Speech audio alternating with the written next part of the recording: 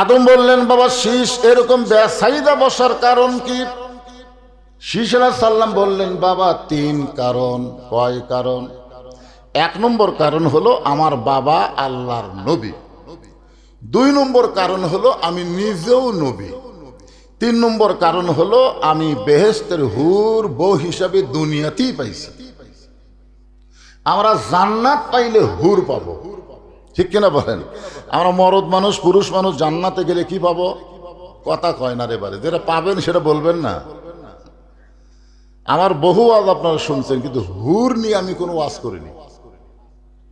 আমার হুরের উপর কোনো ওয়াজ নাই, কারণ হুরের ওয়াজ বইয়ের কাছে করে আমি ধরা গেছি। কারণ মেয়ে মানুষ সব পছন্দ করে, আপনি জান্নাতে হুর পান এটা মেয়েরা পছন্দ করে না। কারণ প্রত্যেকটা বউ স্বামীকে এত ভালোবাসে, জান্নাতের হুরকেও কিন্তু সতীন মনে করে। ধর এখন কথা ঠিক কিনা? এই জন্য আমি আর হুরের ওয়াজ করি না। তো এখন নবী বাপ, বেটাও নবী, বউ জান্নাতের হুর, একটা ভাব হবে না? এই কারণে একটু সাইজ হয়ে বসে আছে। আদম বলে, বাবা শীষ নবীর বেটা নবী না হইয়া, বেহেশতের হুরের স্বামী না হইয়া, আখিরি জাহানের নবীর পয়গম্বরের উম্মত যদি হতে পারতে, তাহলে তোমার জীবন ধন্য হয়ে যেত। আচ্ছা, আখিরি নবী বলতে কোন নবী বুঝতেছেন? এই ব্যাপারে কি কোরআনে দলিল নাই? আছে। মা কানা মুহাম্মাদুন আবা আহাদিন মির রিজালিকুম রাসূলুল্লাহি ওয়া খাতামান নাবিয়্যিন। একেবারে আল্লাহ ডাইরেক্ট বলে দিয়েছেন আমাদের নবীর নাম ধরে, খাতামান নাবিয়্যিন। আমাদের নবী হলেন শেষ নবী। ধরে কোন কি নবী? শীষ বললেন, বাবা নবীর বেটা নবী না হইয়া, বেহেশতের হুরের স্বামী না হইয়া, শেষ নবীর উম্মত হলে জীবন ধন্য হতো। এইটা কেমনে? আদম বললেন, শীষ আমি জীবনে একটা ভুল করেছিলাম। নবী অপরাধ করেছেন এ কথা বলা ঠিক না। কুল্লু নাবিউন মাসুম আইন, প্রত্যেকটা নবীরা হলো বেগুনা মাসুম। সুবহানাল্লাহ বলেন। আদম নবী কিন্তু ভুল করেছেন, অপরাধ করেন নাই। অপরাধ করেছেন আমাদের মা হাওয়া। অপরাধ কে করছেন? আমাদের মা হাওয়া গন্ধম গাছের কাছে গেছে, শয়তানের প্ররোচনায় শরবত বানায় আমাদের বাবা আদমকে খাওয়াইছে। আদম নবী যখন জানলেন যে শরবতের মধ্যে গন্ধম আছে, তখন তিনি ঢুকি চিবি দিলেন না, বরং টুটি চাইবা ধরলেন আর ডান হাতখানা মুখের মধ্যে দিয়ে রক্ত বমি করলেন। এখন বলেন তো দোষ আছে? জোরে বলেন দোষ আছে? এই সামান্য একটা ভুল করেছেন। ভুলটা হলো কি? বইয়ের দিকে খেয়াল করেনি। মানে বিয়ে করার পরে যে বইয়ের দিকে খেয়াল করা লাগবে, এইটুকুই ভুল করছেন, যে খেয়াল করেনি। আমরাও আমাদের বইয়ের দিকে খেয়াল করার দরকার আছে না নাই? আপনারা কি খেয়াল করেন? হাওয়া গন্ধমের কাছে গেছে, আদম নবী খেয়াল করেনি। শয়তানের ওয়াজ শুনছে, জান্নাতের মধ্যে ওয়াজ করছে, নাম হলো ইবলিস। কে ওয়াজ করছে? শয়তানের ওয়াজ শুনছে, মানে স্টার জলসা জি বাংলা দেখছে, স্বামী খেয়াল করেনি। কি? তারপরে সেই গন্ধফল খাসে আদম রে খাওয়াইছে। তো আমরা আমাদের বিবির দিকে আমাদের খেয়াল করা লাগবে। খেয়াল না করা একটা বিশাল ভুল। একটা মাত্র ভুল করার কারণে 350 বছর আমি কেঁদেছি। কোরআন শরীফের মধ্যে আল্লাহ সেই আয়াতটা তুলে দিয়েছেন আমাদের জন্য। রব্বানা, সকলে পড়েন, রব্বানা যালামনা আনফুসানা ওয়া ইল্লাম তাগফির লানা ওয়া তারহামনা লানাকুনান্না মিনাল খাসিরিন।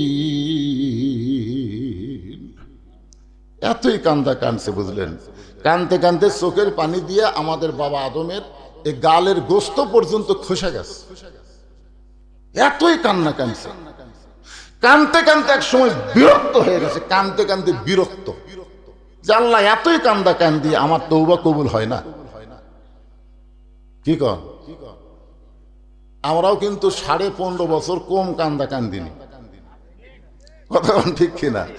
সাইদি হুজুরকে জেলখানা থেকে বের করে হাসপাতালে যখন হত্যা করলো, তখন মানুষ চিন্তা করলো খালি কানলে হবে না, জাগা মতো কান্দা লাগবে। ধরে কোন কথা ঠিক কিনা? জাগা মতো এমন কান্দা কানছে, পরের বছর ওই আগস্টের 5 তারিখে আল্লাহ কান্না কবুল করছে। কি মনে করছেন? কাদার মতন কান্না করা লাগবে। আদম বলে, বাবা শীষ কানতে কানতে কান্নার সাগরে ডুব দিয়ে দেখলাম জান্নাতের দরজায় লেখা আছে লা ইলাহা ইল্লাল্লাহু মুহাম্মাদুর রাসূলুল্লাহ। আমি বললাম, আল্লাহ 350 বছর রব্বানা যালামনা বলে লা ইলাহা ইল্লার কাছে কাঁদছি, এখন মুহাম্মদ রাসূলকে ওসিলা করে একটু কাঁদতে চাই। আল্লাহ বলে, ওসিলা ধরার সঙ্গে সঙ্গে আমি আদম তোমাকে মাফ করে দিলাম। আদম বলে, শিশরে, ওই নবীর উম্মতেরা আমাদের কথা বলছে, যদি সারা জীবন পাপ করে, সারা জীবন কোন এক সময় মাছের মাথার মতন সামান্য পানি চোখে নিয়ে এসে বলতে পারে, আল্লাহ বিশ্ব নবীর উম্মত হওয়ার খাতির আমাকে মাফ করো, সঙ্গে সঙ্গে আল্লাহ তার জীবনের সব গুনাহ মাফ করে দেবে। শীষ বলতেছে, বাবা নবীর বেটা নবী না হইয়া, বেহেশতের হুরের স্বামী না হইয়া, ওই শেষ নবীর উম্মত যদি হতে পারতাম তাহলে আমার জীবন ধন্য হয়ে যেত। আদম বলে, শিশরে, ওই নবীর উম্মত হবার চাইলে হওয়া যায় না, ওই নবীর উম্মত হতে ভাগ্য লাগে।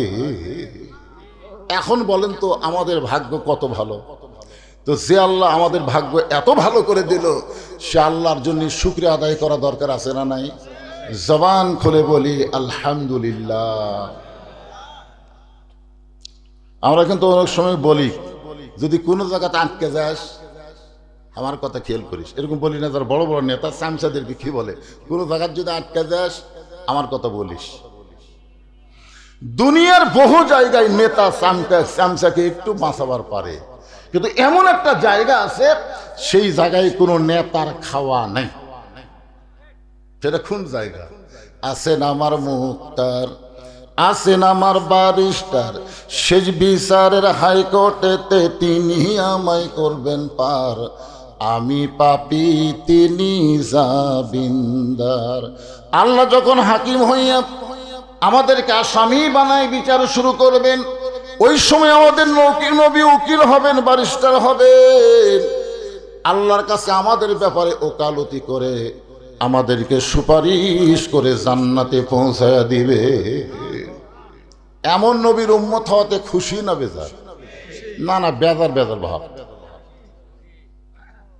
আল্লাহ বলেছেন খালি খুশি হলে হবে না তো, লাকাদ কানা লাকুম ফি রাসূলিল্লাহি উসওয়াতুন হাসানা।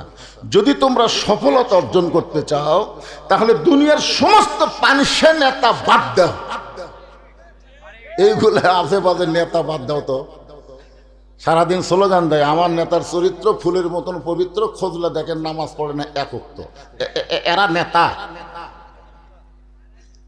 আল্লাহ কোরআনে বলতেছেন, সফলতা যদি পাওয়ার চাও বিশ্ব নবীকে তোমাদের আদর্শের নেতা হিসাবে গ্রহণ করে নাও। আমার নেতা, তোমার নেতা এমন একজন নবীর উম্মত হওয়াতে আমরা সকলে আরেকবার বলি আলহামদুলিল্লাহ। এখন যে কোরআন থেকে আপনারা আলোচনা শুনবেন, এই কোরআনের সূরা মুলকের 2 নম্বর আয়াত আজকে আপনাদের সামনে আলোচনা হবে ইনশাআল্লাহ। তবে একটা শর্ত হলো, এই কোরআন সম্পর্কে আমাদের একটা বিশ্বাস রাখতে হবে, ঠিক কিনা বলেন? খালি ঠিক মুখে করলে হবে না, তো কাজে কামে এটা প্রমাণ দেওয়া লাগবে। আপনারা বলেন তো, এই কোরআনের মধ্যে কোনো সন্দেহ আছে? কেমনে বুঝলেন? আল্লাহ বলে দিয়েছে, আপনি শুনে নিছেন, দেখার দরকার নেই। একটা লোক আপনাকে বললো, ভাই আজকে বগুড়া মানুষ মারা 6 টুকরা করছে রে, তখন আপনি বলতেছেন তুই কি দেখছিস? কয় না, আমি তো বুড়িগঞ্জে যা শুনছি। এই পাগলা, শোনা কথার বিশ্বাস আছে? দেখা লাগবে। এখন সারা জীবন খালি বক্তারা ওয়াজ করলো, আপনারা শুনে গেলেন। খালি শুনলেই তো হবে না, এটা বাস্তবে একটু দেখার দরকার। দরকার কথা ঠিক কিনা? যেই কোরআন সম্পর্কে আল্লাহ বললেন, জালিকাল কিতাবু লা রাইবা ফি হুদাল লিল মুত্তাকিন। এই কিতাবের মধ্যে কোনো সন্দেহ, এই কোরআন পাইকারি হারে সবাইকে হেদায়েত দিবে না। পাইকারি হারে কিন্তু সবাইকে দিবে না। আল্লাহ বলেছেন হুদাল্লিল মুত্তাকিন, কোরআন থেকে হেদাত নেবার গেলে মুত্তাকি বান্দা বান্দি যারা আল্লাহর কোরআন থেকে হেদাত পাবে তারা। এখন আপনাদের কাছে আমার প্রশ্ন হলো, মুত্তাকির বৈশিষ্ট্য আছে না নাই? মুত্তাকির 1 নম্বর বৈশিষ্ট্য হলো আল্লাযীনা ইউমিনুনা বিল গায়ব, অদৃশ্যের প্রতি বিশ্বাস স্থাপন করা। আচ্ছা, আপনারা তো ঈশার নামাজ পড়ছেন, পড়েন নাই? যারা পড়ছেন আত্মাহিত পড়ার সময় এভাবে আত্মাহিত পড়তে পড়তে একসময় আঙ্গুল তুলেন নি। আচ্ছা, কি জন্য তুলছেন এটা? তো আপনি আল্লাহ দেখছেন তো, না দেখে আপনি কেমনে সাক্ষী দিলেন? না দেখে সাক্ষী দেওয়া যায়? আপনি দুনিয়ার কোন কোর্ট কাছারিতে যদি হাকিম সাহেব বলে তুই দেখছিস, দেখিনি তো, তো না দেখে সাক্ষী কেমনে দিলি? না দেখে সাক্ষী কেমনে দিলি? কিন্তু মুত্তাকি হবার গেলে না দেখা আল্লাহকে আমরা যখন সাক্ষী দেই, তখন ফেরেশতারা বলে আল্লাহ যে বান্দাগুলো তোমাকে কোনোদিন দেখলো না, অথচ আমাদের আত্মাহিয়াতুর মধ্যে আশহাদু আল্লাহ ইলাহা ইল্লাল্লাহ বলে তোমাকে সাক্ষী দেয়, আল্লাহ বলে আমাকে না দেখে যারা সাক্ষী দিল, আমি আল্লাহ তাদের সবাইকে জান্নাতি কবুল করে নিলাম। কিন্তু লোকটা আসরের নামাজে এরকম সাক্ষী দিচ্ছে, আশহাদু আল্লাহ ইলাহা ইল্লাল্লাহ সাক্ষী দিছে, দিয়ে জমির ধান দেখতে গেছে। ধান দেখবার যায় দেখে উপর জমির পানি চলমল করতেছে, নিচে আর জমির পানি নেই। নামাজের মধ্যে কি বললো? আশহাদু আল্লাহ ইলাহা ইল্লাল্লাহ দিছে, সাক্ষী দিছে। কিন্তু এখন যায় বিপদত পড়ছে, উপরে পানি আছে, নিচে আর জমির পানি নেই। তখন যাকে সাক্ষী দিছে তার দিকে না তাকায়া চারিদিকে তাকাবে, চারিদিকে তাকায় দেখে কেউ নেই। আস্তে করে বসে বিসমিল্লাহ কয়ে আল কাটছে। আল কাটার সময় কি করছে? কারণ বাংলাদেশে এমন কিছু দল আছে এরা বিসমিল্লাহ কয়া মদ খাবার চায়। কথা ঠিক কিনা? মানুষের তৈরি সংবিধান মানবা আর কথায় কথায় বিসমিল্লাহ কবা, এরা বিসমিল্লাহ কয়া মদ খাওয়ার মতো। ধরে কোন কথা ঠিক কিনা? বিসমিল্লাহ যদি বিশ্বাস করো তাহলে মানুষের তৈরি সংবিধান মুসলমানের দেশে চলবে না, একমাত্র আল্লাহর কোরআনই সংবিধান হবে। ধরে কোন কথা ঠিক কিনা? কারা কারা বিশ্বাস করেন তুই হাত তুলে আমার আল্লাহকে দেখা।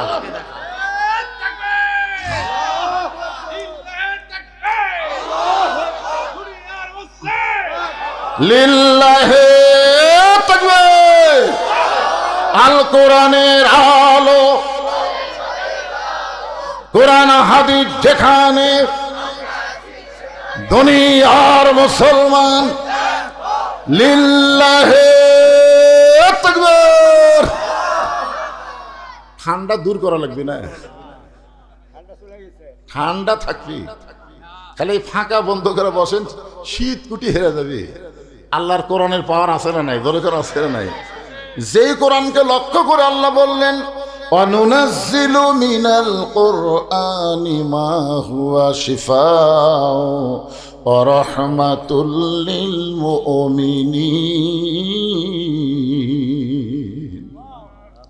কোরআনকে মুমিনদের জন্য, যারা আমরা এখানে বসে আছি আমরা সবাই মুমিন, আমাদের জন্য আল্লাহ কোরআনকে নাজিল করেছে যাবতীয় রোগের রোগ মুক্তি হিসাবে এবং রহমত হিসাবে। বলেন সুবহানাল্লাহ। এই জন্য মুত্তাকির বৈশিষ্ট্যটা খেয়াল করেন। এখন বিসমিল্লাহ কয়ে জমির আল কাটছে, আল কাটা ওই পানি দিয়ে হাত ধোছে, হাত ধুয়ে আবার দাঁড়ায় চারিদিকে তাকায় বলতেছে আলহামদুলিল্লাহ কেউ দেখেনি। আল্লাহ শুকরিয়া আদায় করতেছে, দেখছেন আলহামদুলিল্লাহ কেউ দেখেনি রে। আপনার বলেন তো লোকটার নামাজ আছে কিন্তু লোকটা মুত্তাকি না। এই লোকটা মুত্তাকি না, কারণ মুত্তাকি হলেই তার বিশ্বাস করা লাগবে তোমার দুই কান্দে দুই মোহরি লিখিতেছেন ডায়েরি, দলিল দেখে রায় দিবে, টাকা পয়সার নাই কারবার, কেরামান কাতিবিনা ইয়ালামুনা মা তাফআলুন। আমাদের সকলের সাথে দুটা করে ফেরেশতা আছে না নাই? ওরকে কাম কি? যে যখন আল কাটছি ওরা ফেরেশতারা কুটি আসছিল, কেরে যুবকের এই রাত 11টার পরে তোমরা জানলা দরজা বন্ধ করে কম্বলের তলে, মনে করতেছে সবাই ঘুমাইছে, কেউ চেতন নেই, জানলা দরজা বন্ধ তাও কম্বলের তলে, দেখবি কে রে? ওরা যখন অশ্লীল ভিডিও চালু করে তখন ফেরেশতা দুটা কি কয়? না দুই কান্দের ফেরেশতা তো কিছু কয় কয় কি কয় না আল্লাহ? এই বদমাইশের সাথে আমরা কেমনে থাকি? আয় এই জন্যে কোরআন থেকে যদি হেদায়েত নিবার চান তাহলে আল্লাহ বললেন মুত্তাকি হওয়া লাগবে।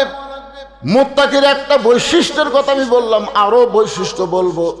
এই মুত্তাকি সম্পর্কে অন্য জায়গায় আল্লাহ ব্যাখ্যা করলেন, ইয়া আইয়ুহাল্লাযীনা আমানুত্তাকুল্লাহা হাক্কা তুকাতিহি ওয়া লা তামুতুন্না ইল্লা ওয়া আনতুম মুসলিমুন। মুত্তাকির ব্যাখ্যা আল্লাহ কোরআন দিয়েই করতেছে। যারা আমাকে বিশ্বাস স্থাপন করেছো, মুত্তাকি হওয়া লাগলে, মুত্তাকি হতে গেলে ভয় করতে হবে কাকে? আরো জোরে কন। আচ্ছা, আল্লাহর ভয় এটা কি রকম? আমরা সাপেরও ভয় করি, চোরেরও ভয় করি, ডাকাতেরও ভয় করি, আবার আল্লাহরও ভয় করি। বিশ্বাস করেন, আপনাদের মাঝখানে এই মুহূর্তে একটা সাপ যদি ফুস করে ফেনা ফেলে, আপনার বলেন তো আল্লাহর ভয়ে বসে থাকবেন না সাপের ভয়ে দৌড় দিবেন? আপনারা কি এটা বিশ্বাস করেন যে সাপ কামড়াবে না আল্লাহ যদি কামড়াতে না কয়? এটা কি আপনারা বিশ্বাস করেন? আমার ভাই বলতেছে যতই বিশ্বাস করুক তারপরে দৌড় মারবে। আপনি দৌড়ালে বাঁচবেন, আল্লাহ যদি মৃত্যু দেয় কথা কয় না।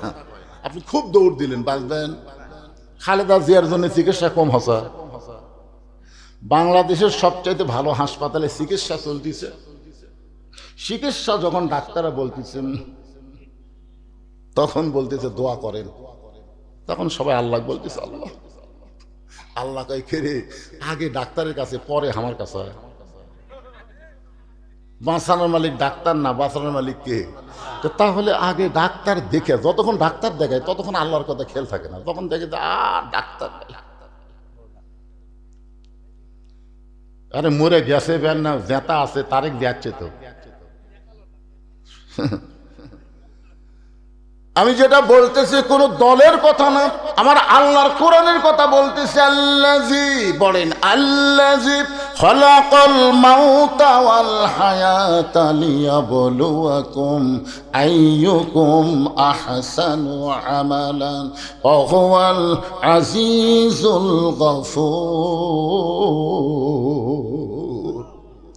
মৃত্যু এবং হায়াতকে সৃষ্টি করেছেন কে? কি জন্যে? আগে আল্লাহ মৃত্যুর কথা বললেন, তারপরে হায়াতের কথা বললেন। খালাকাল মাউতা ওয়াল হায়াতা, আগে মরার কথা বললেন, তারপরে জীবনের কথা বললেন। তারপর আল্লাহ বললেন লিয়াবলুয়াকুম, তোমাদেরকে পরীক্ষা করা হবে। আইয়ুকুম আহসানু আমালা, পরীক্ষার বিষয়টা হলো সুন্দর আমল। সুন্দর আমল যদি আমরা করতে চাই, আপনারা বলেন তো সুন্দর একটা পরিবেশের দরকার আছে না নাই?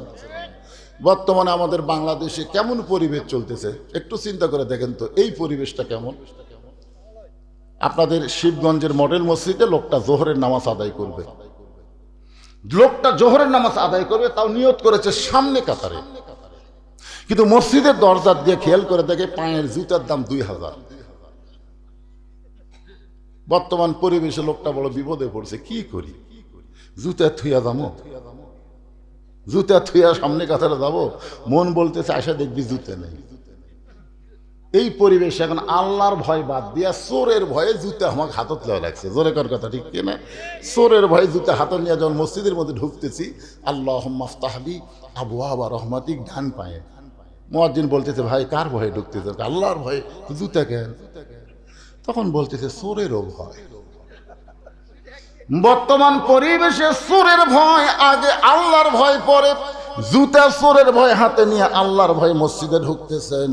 আপনি সামনে কাতারে গিয়ে নামাজের নিয়ত করলেন, কান্দের ফেরেশতা বলে আল্লাহ লিখবো কি? আল্লাহ বলে লিখিস না। চোরের ভয় আল্লাহর ভয় একই কলিজার মধ্যে যদি রয়, তার কোনোদিন নামাজ কবুল হয় না। নামাজ যদি কবুল করতে চান, কোন চোর ডাকাত বাটপার সাদাবাদের ভয় চলবে না, কেবলমাত্র একমাত্র ভয় করতে হবে কার? কিন্তু এখনকার পরিবেশে তো হচ্ছে না। তাহলে বোঝা গেল যেই পরিবেশে আল্লাহর ভয়ের আগে চোরের ভয় হয়, এই পরিবেশ পাল্টান লাগবে। এই পরিবেশ রাখা যাবে না। এই পরিবেশ পাল্টাবার গেলে বর্তমান মানুষের সংবিধান দেওয়া হবে না, আল্লাহর কোরআনের সংবিধান লাগবে। ধরে কোন কথা ঠিক কি না? চুরি করলে কি শাস্তি এ কোরআনের মধ্যে আছে না নাই? হ্যাঁ, আল্লাহর কোরআন যে তখন রাষ্ট্র চলবে, তখন নেতার চরিত্র কেমন হবে, কর্মী কেমন হবে, আত্তাকুল্লাহ হাক্কা তুকাতিহি, এটা বোঝানোর জন্য বলতেছে, একটু মনোযোগ দেন। বাংলাদেশের মতন ৯৬টা দেশের খলিফার নাম হলো হযরত ওমর। জোরে বলেন নাম কি? অর্ধ জাহানের খলিফা, যাকে বিশ্বাস করা হয়, পছন্দ করা হয়, বলা হয়, ইতিহাস খুঁজলে যা পাওয়া যায়, সে হযরত ওমর। আল্লাহর ভয়ে, জোরে বলেন কার ভয়ে? জুমার দিনে মসজিদের মেম্বরে দাঁড়িয়ে খুতবা দিচ্ছেন, এমন সময় মাঝখান থেকে একজন দাঁড়িয়ে বলে, আমির আল মুমিনিন, আপনার খুতবা আমরা শুনবো না। যদি বলতো আপনার খুতবা আমি শুনবো না, কিন্তু না, এমন কথা বলেছে, আমরা শুনবো না। ওমর ফারুক বললেন, আমার অপরাধ কি? কোন অপরাধ আমার খুতবা শুনবা না? সাহাবী বলতেছে, আমাদেরকে খাটো পাঞ্জাবি দিয়ে আপনি লম্বা জুব্বা পরে খুতবা দিচ্ছেন, আপনি লম্বা জুব্বা কোথায় পাইলেন? এটা যতক্ষণ না বলবেন ততক্ষণ আপনার খুতবা আমরা শুনবো। তাহলে কি বুঝলেন? মসজিদের মুসল্লি ইমামের দিকে নজর আছে না নাই? আর একজন বলতেছে, দাড়ি চাঁচা, দাড়িও নাই, মোছও নাই, তাক বানাছে জাতীয় ইমাম। যদি বল কি ইমাম বানাছে? জাতীয় ইমাম। আরে পাগলা, জাতীয় নেতা বল, কিন্তু জাতীয় ইমাম বলা যাবে না, কারণ ইমামের দিকে সবার নজর থাকে, ইমামের দিকে সবাই খেয়াল করে। একজন আমার কয়, হুজুর ইমামের দাড়ি যদি এক মুষ্টির নিচে হয় তার পাশে নামাজ হবে? আমি কইলাম, ভাই ইমামের দাড়ি মুঠ দিয়ে কেমনি মাপলে? ইমাম যখন খুতবা দেয় তখন আমি দূরে থেকে মুঠের আন্দাজ করছি, ওর দাড়ি আর আমার মুঠ খেয়াল করছি। হুজুর আমি খেয়াল করে দেখলাম মুঠের চাইতে একটু ছোট হলো। যেই দেশের মুসল্লিরা ইমামের দাড়ি মুঠ দিয়ে মাপে, সেই দেশে মোছ নাই, দাড়ি নাই, এমন মানুষকে কেউ জাতীয় ইমাম মানবে না। ধরে কোন কথা ঠিক না? আয় হায়, এরা হচ্ছে তেল দেওয়া বেশি, তেল, খালি তেল, খালি তেল। কতগুলো চামচা আছে নেতাকে যা তেল দেয়, এ কালাই। তারপরে আপনার আক্কেলপুর খেতলালের একটা এমপি হয়েছিল, নাম হলো স্বপন, নাম শুনছেন? ওই হাসিনা হজরত কছে জানেন, সংসদে বলছে হজরত হাসিনা। ওরে বাবা, এতই তেল মারে ভাই। আর এক নেতা বাংলাদেশে আসতে চাচ্ছে, আর কি তেলাই শুরু হয়ে গেছে। এই তেলই কিন্তু খুব খুব বিপদ। ঠিক ঠিক, একটু মনোযোগ দিয়ে শুনতে হবে। ওমর ফারুক চোখ দিয়ে দর দর করে পানি পড়তেছে। যদি মানুষের তৈরি আইন দিয়ে সমাজ চলতো, যেই বেটা লোকমা দিছে ওমরের চামচা ওকে সাইজ করতো। অর্ধ জাহানের খলিফা, জুব্বা বড় পড়ছে না ছোট পড়ছে, তোর চোখত পড়ে গেছে, কিন্তু আইন চলতেছে কার?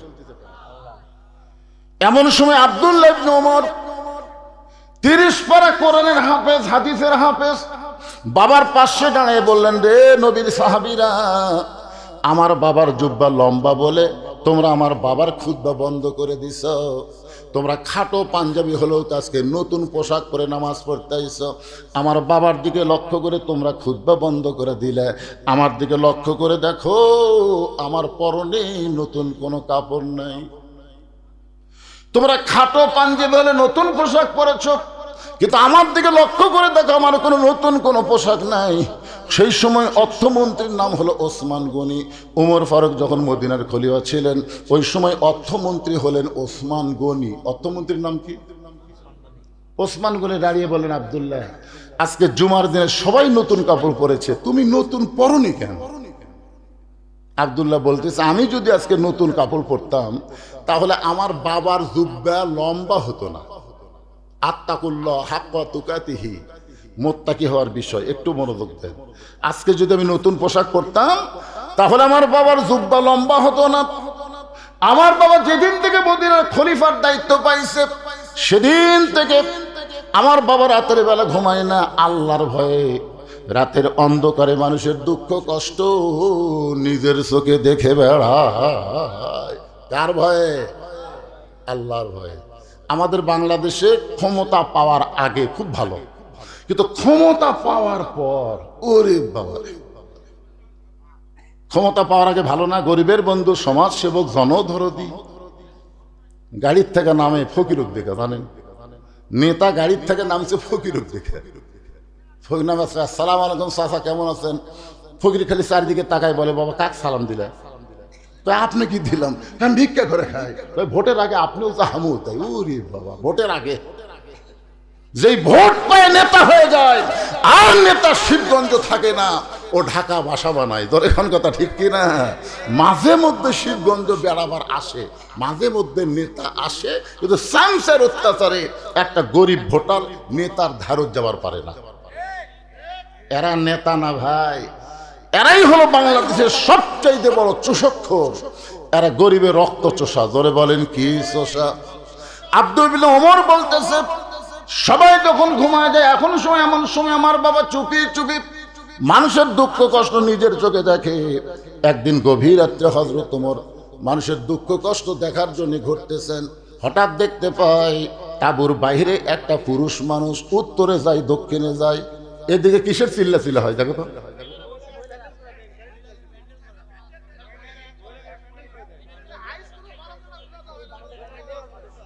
এই মায়েরা, আপনার ঘরে ওয়াজ শুনবার কে বলছে? ওয়াজ শোনা হলো মুস্তাহাব, আর পর্দা মানা হলো ফরজ। মেয়েদের কথা পরপুরুষ শোনা পর্দার খেলাফ না? মেয়েরা জোরে কোরআন তেলাওয়াত করে, সেটাও যদি পরপুরুষ শোনে তাহলে পর্দার খেলাফ হবে। কোরআন পড়লে জোরে, পরপুরুষ শোনে, পর্দার খেলাফ হয়। আর চিল্লাচিল্লি করে, এটা কি হচ্ছে? আপনারা মাহফিল কমিটির উচিত ছিল একেবারে মেয়েদেরকে আসা বন্ধ করে দেওয়া, আর যদি তার আসে তাহলে পর্দার ব্যবস্থা করা। ঠিক কিনা বলেন? হ্যাঁ, মায়েরা চুপ করেন, চুপ করেন, জবান বন্ধ করেন। পর্দা মানা হলো ফরজ। আপনারা ফরজ ঠিক রাখেন, এ নফল সুন্নত আদায় করবার এসে ফরজের ক্ষতি করেন না।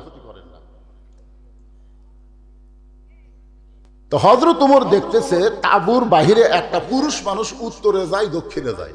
ওমর ফারুক গিয়া লোকটাকে স্থির করার জন্য সালাম দিলেন, আসসালামু আলাইকুম ইয়া আব্দুল্লাহ, রে আল্লাহর বান্দা, তোমার উপর আল্লাহ রহমত বর্ষিত হোক। লোকটা সালামের উত্তর দেয় না।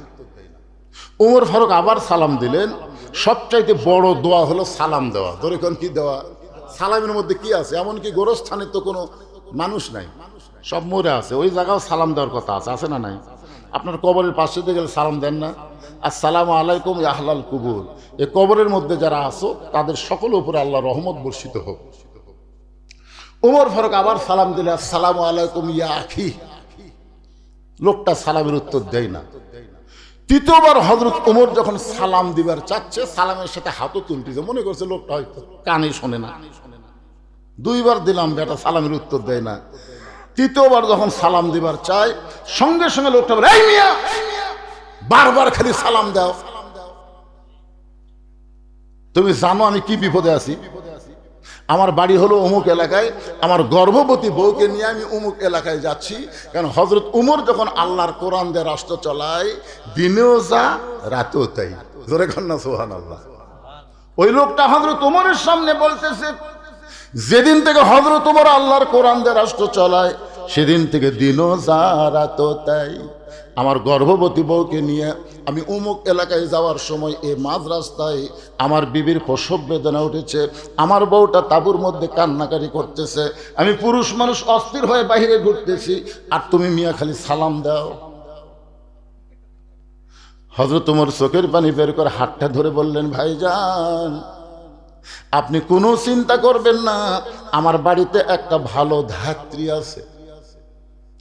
অর্ধ জাহানের খলিফা হযরত ওমর কোন উপজেলার এমপি নয়, অর্ধ জাহানের খলিফা হযরত ওমর। লোকটার হাতটা ধরে বললেন, ভাইজান আমার বাড়িতে ভালো ধাত্রী আছে। খুব তড়িঘড়ি করে বাড়ির দরজায় এসে সালাম দিলেন, আসসালামু আলাইকুম ইয়া আহলাল বাইত। আব্দুল্লাহর মা সঙ্গে সঙ্গে দরজা খুলে গেছে। উমর ফারুক চমকে বললেন, আব্দুল্লাহর মা, আমি রাতের বেলা মানুষের দুঃখ কষ্ট দেখার জন্য বের হয়ে যাই, আর তুমি বিছনাত ঘুম পারো, অথচ আজকে তোমাকে ডাক দেওয়া মাত্রই দরজা খুলে দিলে, কারণ কি? উমর ফারুকের স্ত্রী বলতেছে, আপনি যেদিন থেকে মানুষের দুঃখ কষ্ট দেখার জন্য রাতের বেলা ঘোরেন, আমি সেদিন থেকে বিছনায় কোনোদিন ঘুমাই না, সারা রাত দরজায় দাঁড়িয়ে আল্লাহর কাছে আপনার নিরাপত্তার দোয়া করি। জোরে কোন সুবহানাল্লাহ। শোনে, নেতা ভালো হবার গেলে বাড়ির বউ ভালো হবে। আমাদের পার্শ্ববর্তী সিংড়া উপজেলার এক নেতা ছিল, বুঝলেন, খুব অল্প বয়স, পলক, পলক নাম শুনছেন? পলক, হাই রে পলক এখন জেলখানাত। আর ওর বউ বেগম পাড়াত, কেনাডার বেগম পাড়াত। ওর বউ যা মজা মারতিছে, মাঝে মধ্যে ফেসবুকে খবর দেয়। আর পলক খালি ফান্দে পড়িয়া পলক কান্দে রে। আজকে পলকের বউটা যদি ভালো হইতো, পলক হাজার হাজার কোটি টাকা মারার চিন্তা করতো না। মেয়ে মানুষ যদি ভালো হয়, পুরুষ মানুষ ভালো হতে বাধ্য হয়ে যায়। ধরে কোন কথা ঠিক কিনা? মেয়ে মানুষটা যদি ভালো হয়, পুরুষ মানুষ ভালো হতে বাধ্য। ছোট্ট একটা ঘটনা আপনাদের সময়, হযরত আলীর কাছে দুপুর বেলায় ফাতেমা চোখের পানি নিয়ে কাঁদতেছে। আলী বলে, বিবির এমন করে কান্দো কেন? ফাতেমা বলতেছে, গোটা বাড়ি খুঁজে দেখলাম, বাড়িতে কোনো খাবার নাই, আপনার পকেটের মধ্যেও কোনো টাকা পয়সা নেই। আমার হাসান হোসেন না খাইয়া ঘুমায় গেছে। এরা দুই ভাই যদি ঘুম থেকে চেতন পায়, তাহলে আমি ফাতেমার কাছে খাওয়ার বোন। বলেন স্বামী, সন্তানগুলো তো বাপের কাছে বায়না ধরে না, সন্তান ক্ষুধা লাগলে বায়না ধরে কার কাছে? আপনার পকেটেও কোনো টাকা নাই, বাড়িতেও কোনো খাবার নাই। আমি আমার একটা ওড়না ছিল, সেই ওড়নাটা আপনার হাতের মধ্যে দিলাম। এই ওড়নাটা বিক্রি করে যেই টাকা হবে, সেই টাকা দিয়ে আজকের মতো আপনি খাবার নিয়ে আসেন। হযরত আলী ফাতেমার ওড়নাটা পকেটের মধ্যে নিয়ে বাজারের দিকে রওনা দিলেন। মনের মধ্যে তার চিন্তা হয়, এই ওড়নাটা বের করে যদি বিক্রি করবার চাই, আর খরিদ্দার যদি জিজ্ঞাসা করে কার ওড়না, আমি যদি বলি আমার বউ ফাতেমার ওড়না, তাহলে অবশ্যই খরিদ্দার বলবে, পুরুষ মানুষ বইয়ের জিনিস যখন বেচা খায়, ওই পুরুষটা হলো দুর্বল পুরুষ। ধরে কোন কি পুরুষ? বইয়ের জিনিস যারা বেচা খায়, এরা কি সবল পুরুষ? আপনাকে এলাকায় এরকম বইয়ের জিনিস বেচা খাওয়ার স্বামী আছে না? নাই? হায় হায়। হযরত আলী পকেট থেকে ওড়নাটা বের করতেছেন না, হঠাৎ একজন খরিদ্দার সালাম দেবে, বলে, আলী ভাই, আমার মনে হয় আপনি কিন্তু বিক্রি করবেন। আলী চমকে গেল, আমার পকেটের মধ্যে ফাতেমার ওড়না, এটা দুনিয়ায় কেউ জানে না, একমাত্র আসমানের আল্লাহ ছাড়া। তাহলে এই খরিদ্দার কেমনি এমন কথা বলেন? তাকায় দেখি খরিদ্দার একটা ব্যাগ হযরত আলীর সামনে ধরেছে। হযরত আলী পকেট থেকে ওড়নাটা বের করে ব্যাগের মধ্যে যখন ঢুকায় দেয়, ওই খরিদ্দার একটা বারো ওড়নার দিকে তাকায় না, একটা বারো তাকায় না। হযরত আলীর হাতে 6টা দিরহাম দিয়ে ওই খরিদ্দার যখন চইলা যায়, হযরত আলী এক দৌড়ে দোকানে গিয়ে বললেন, দোকানদার ভাই, এই 6টা দিরহামের যে খাবার হবে, এই খাবারটা টোপলা করে দাও। আমার হাসান হোসেন ক্ষুধার জ্বালায় কাঁদতে কাঁদতে ঘুমায় গেছে, ওরা চেতন পাইলেই খাবার চাবে, তাই তাড়াতাড়ি একটু খাবার ব্যবস্থা করো। দোকানদার 6টা দিরহামের খাবার টোপলা করে যখন হযরত আলীর হাতে দিবার চাই, এমন সময় একজন ফকির এসে আলীর সামনে কান্দার বলে, আলী, আজকে 3 দিন হলে আমার বাড়িতে কোনো খাবার নাই, যদি পারো আল্লাহর রাস্তে আমাকে একটু খাবার দাও। হযরত আলীর মনের মধ্যে চিন্তা হয়ে গেল, আল্লাহ কোরআনে বলেছেন, আম্মা সাইলা ফালা তানহার, সাইলকারীকে খালি খালি ফেরত দেওয়া যাবে না। 6টা দিরহামের মধ্যে একটা দিরহাম ফকিরকে দিব, 5টা দিরহামের খাবার নিব। এই মনে ফকিরকে যখন একটা দিরহাম দিবার চায়, এমন সময় আল্লাহর কোরআন বলতেছেন, ওমা তুনফিকু মিন শাইইন ফি সাবিলিল্লাহি ওয়াফা ইলাইকুম ওয়া আনতুম লা তুজলামুন। আলী রে, ফকিরকে যদি একটা দিরহাম দাও, আল্লাহ তোমাকে 10টা টাকা দেবে। তুমি যদি ফকিরকে 2টা টাকা দাও, আল্লাহ তোমাকে 20টা টাকা দেবে। তুমি যদি ফকিরকে 6টা টাকা দাও, 6টা দিরহাম দাও, আল্লাহ তোমাকে 60 দিরহাম দিয়া দিবে। একজন মুসলমানের কাছে আল্লাহর কোরআনের দাম বেশি না সন্তানের দাম বেশি? আল্লাহর কোরআনকে বিশ্বাস করে হযরত আলী ফকিরকে যখন 6টা দিরহাম দিয়ে দেয়, দোকানদার বলতে, আলী ভাই, তাহলে টোপলার খবর কি? আলী বললেন, 1 টোপলা দিয়ে আমার হবে না, তুমি 2 বস্তা খাবার প্যাকেট করো। দোকানদারকে 2 বস্তা খাবার প্যাকেট করার কথা বলে হযরত আলী বাজারের মধ্যে ঘুরতেছেন, আর মনের মধ্যে বড় আশা, আল্লাহ কোনোদিন ওয়াদা খেলাপ করে না। আল্লাহ কোনোদিন ওয়াদা খেলাপ, আল্লাহ ওয়াদা খেলাপ করে? আল্লাহ কোনোদিন ওয়াদা খেলাপ করে না। এমন সময় একজন ব্যক্তি উট নিয়ে রাস্তা দিয়ে আসতেছে, হযরত আলীকে সালাম দিয়ে বলে, আলী ভাই এই উটটা কিনবেন নাকি? আলী বলতেছে একটা পয়সা আমার পকেটে নাই। উটওয়ালা বলতেছে 100 দিরহাম বাকিতে কিনবেন, বিক্রি করে টাকা দেবেন, এটাও কি আপনি পারবেন না? হযরত আলী 100 দিরহামে উটটা বাকি নিয়ে যেই মাত্র উট বিক্রি করার বাজারে গেছেন, চারিদিক থেকে খরিদ্দার এসে বলতেছে, আলী ভাই এই ব্যবসা কবে থেকে শুরু করলেন? ওই সময় হযরত আলী হলেন শিক্ষামন্ত্রী। জোরে কোন সুবহানাল্লাহ। যে সময় হযরত আলী উট নিয়ে বাজারে ঘুরতেছেন, এই সময় হযরত আলী হলেন শিক্ষামন্ত্রী। একজন খরিদ্দার এসে বলতেছে, এত বড় আলেম হইয়া উটের বাজারে বেশিক্ষণ থাকা যাবে না, আপনি উটটার দাম কত নেবেন? আলী বললেন একটা হিসাব করে দাও। এবার খরিদ্দার 160 দিরহাম হযরত আলীর হাতে দিয়ে দিলেন। উটওয়ালাকে 100 দিরহাম ফেরত দিয়া বাকি 60টা দিরহাম নিয়ে দোকানে গেলেন। দোকানদারকে বললেন, ভাই খবর কি? বলে 2 বস্তা খাবার প্যাকেট করেছি, দাম কত নিবা? বলে 60টা দিরহাম দিলেই চলবে। হযরত আলী 60টা দিরহাম দিয়ে দোকানদারের কাছ থেকে 2 বস্তা খাবার কান্দে নিয়ে যেই মাত্র বাড়ির দিকে রওনা দিলেন, এতক্ষণ ফাতেমা দরজা খুলে একটু ফাঁক করে তাকায় দেখতেছিলেন স্বামী ওন্না বিক্রি করার টাকা দিয়ে 1 টোপলা খাবার আনবে, কিন্তু দেখতে পাই স্বামীর 2 কান্দে 2টা বস্তা। সঙ্গে সঙ্গে দরজা বন্ধ করে জানলার ফাঁকের মধ্যে ঢুকে পড়লেন। হযরত আলী 2 বস্তা কান্দে নিয়ে দরজায় এসে সালাম দিলেন, আসসালামু আলাইকুম ইয়া আহলাল বাইত। ফাতেমা বলতেছে, ওয়ালাইকুম আসসালাম। দরজা খোলা যাবে না? আলী বলতেছে, কেন দরজা খুলবা না? বলে, আমার ওন্না বিক্রি করার টাকা দিয়ে বড়জোর 1 টোপলা খাবার হবে, আপনি 2 বস্তা খাবার কোথায় পাইলেন? যতক্ষণ 2 বস্তা খাবার কোথায় পাইলেন না বলবেন, ততক্ষণ পর্যন্ত দরজা খুলবো না। আপনি মনে করবেন না যে আমি আপনি বেশি বেশি আনলে দরজা খুলবো। এই বিবি আমি না, দরকার হলে না খাইয়া মরে যাব, কিন্তু 2 বস্তা কোথায় পাইলেন এটা না বলা পর্যন্ত আমি দরজা খুলব। আলী বলতেছে, ফাতেমা দরজা খোলো, দরজা খুললেই আমি বলবো। ফাতেমা বলতেছেন, আগে বলেন তারপরে দরজা খুলব। কি মনে করেন 1000 টাকা 10,000 টাকার চাকরি করে 12,000 টাকার ভাষা ভাড়া নেয়? এইরকম মরদ মানুষ আছে না নাই? জোরে কেন আছে না নাই? কিন্তু বেতন পাই 10,000, বাসা ভাড়া 12,000, তাহলে টাকা পাই কোথায়? দরকার হলে আমার হাসান হোসেন না খেয়ে মরে যাবে। আপনি অন্য বিক্রি করার টাকা দিয়ে বড় জোর 1 টোপলা খাবার আনবেন, 2 বস্তা কোথায় পাইলেন? যতক্ষণ না বলবেন ততক্ষণ দরজা খুলবো না। আলী বলতেছে, ফাতেমা খালি দরজা খুলে দিলেই আমি বলবো। ফাতেমা বলতেছে, আগে বলেন তারপরে দরজা খুলবো। এমন সময় আল্লাহর কোরআন বলতেছে, আর রিজালু কাওয়ামুনা আলান নিসা, পুরুষ থাকবে নারীর উপরে। জোরে কান সুবহানাল্লাহ। আল্লাহর কোরআন বলে, আলী যতক্ষণ ফাতেমা দরজা না খুলবে ততক্ষণ যেন তুই বলিস না। সুবহানাল্লাহ কান না খায়, কারণ মেয়ে মানুষ নিচে থাকবে, পুরুষ থাকবে উপরে। ফাতেমা যখন দরজা খুললই না, হযরত আলী বিরক্ত হয়ে 2 বস্তা কান্দে নিয়ে গেলেন আল্লাহর নবীর কাছে। নবী তখন বসেছিলেন। নবী উঠে এসে হযরত আলীর কাঁধ থেকে 2 বস্তা নামায় নিয়ে আলীর কপালে একটা চুমা দিলেন। সুবহানাল্লাহ বলেন। নবী তাকায় দেখে আলীর মুখটা ভার। রাসূল বলেন, কে রে আলী, তোর কাঁধ থেকে 2 বস্তা নামায় নিয়ে তোর কপালে চুমা দিলাম, তার তো মন ভার কেন?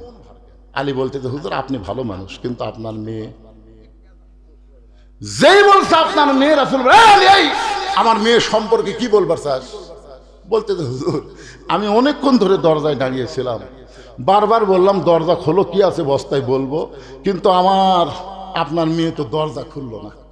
রাগ করে আপনার কাছে আইছি, আপনি কত ভালো, আমার কাঁধ থেকে বস্তা 2টা নামায় নিয়ে আমার কপালে চুমা দিলেন। রাসূল মুসকে হেসে বলেন, আলী যদি ফাতেমা তোমাকে দরজা খুলে দিত তাহলে তুমি কি আসতে? আলী বলতে, দরজা খুলে দিলে আমি ওর আসবো খেন? রাসূল বলেন, আলী রে, ফাতেমা দরজা বন্ধ করার কারণ হলো তোমাকে আমার কাছে পাঠায় দেওয়া।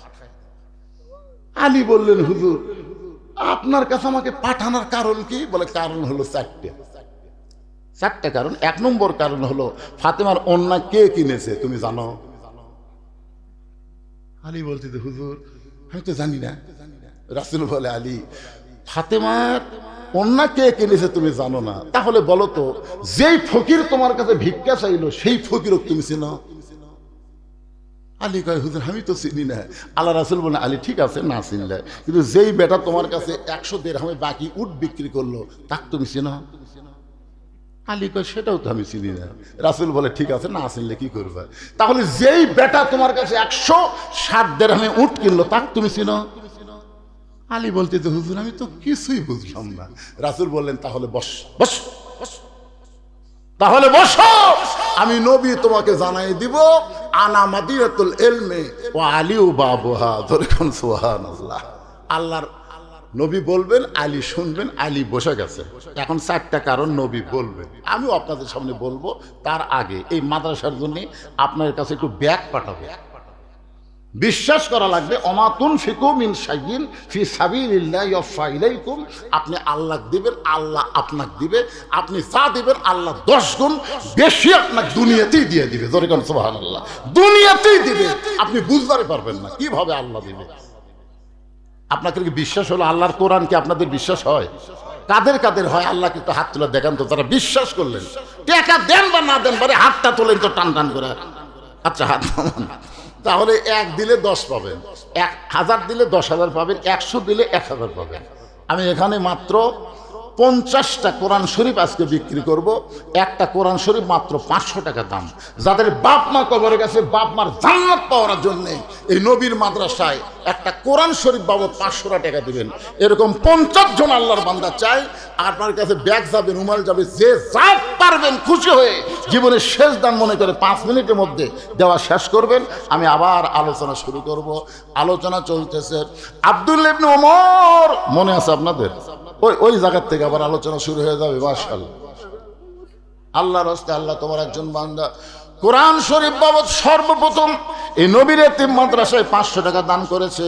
তার বাপ মা কবরে গেছে, আল্লাহ এই দানের ওসিলায় বাপ মার কবরকে জান্নাতের টুকরা বানায় দেন। জোরে কোন আমিন। আচ্ছা, আপনাদের কাছে 500 টাকা নাই, সব মেলা শেষ করছেন? কেরে যারা জীবিত আছে তাদের জন্য তো বহু খরচ করলেন। যাদের বাপ মা কবরে গেছে মনে হচ্ছে না বাপ মার কথা মনে হয় না? এতিম মাদ্রাসা কি দিয়ে চলবে?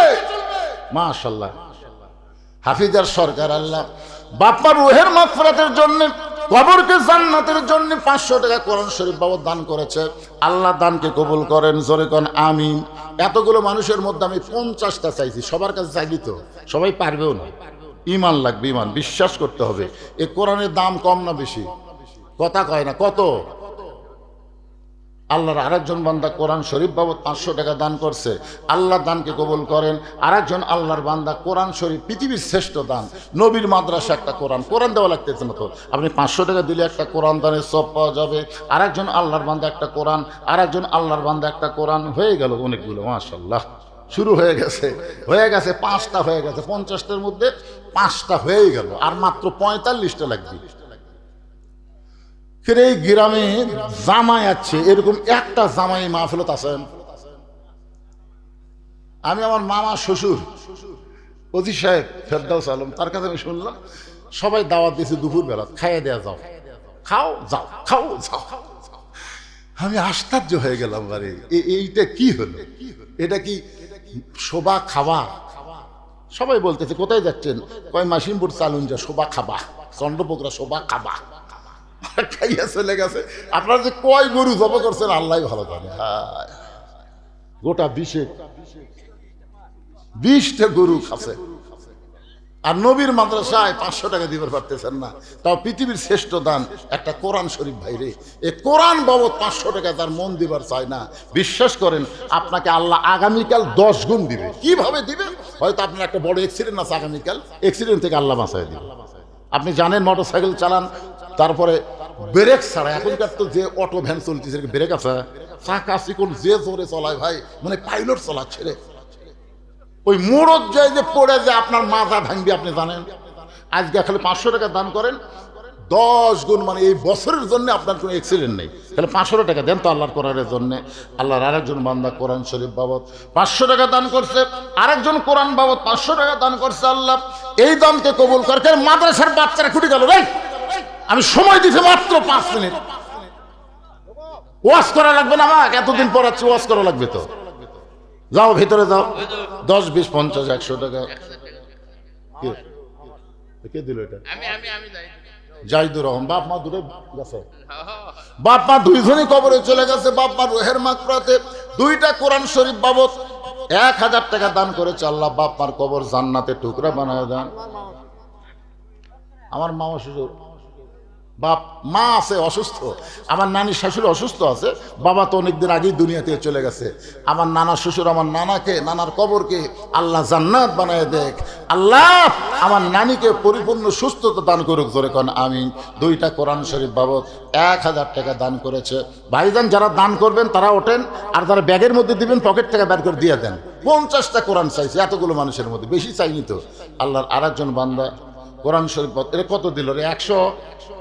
আচ্ছা ঠিক আছে, 100 আমরা দানের মধ্যে ফেলে দিলাম, আর 500 কোরআন, 100 দান। আপনাদের মধ্যে আর কেউ আছেন 500 টাকা দেওয়ার? একটা কোরআন শরীফ বিশ্বাস করেন পৃথিবীর শ্রেষ্ঠ দান। নবীর মাদ্রাসায় হাফেজ বাচ্চাদের হাতে একটা কোরআন, এই ফাঁকে 2টা কোরআন শরীফকে নগদই দিয়ে গেছে। 2টা কোরআন শরীফ আল্লাহ যে নিয়তে দান করলো, আল্লাহ নেক নিয়ত নেক আশা পুরা করেন।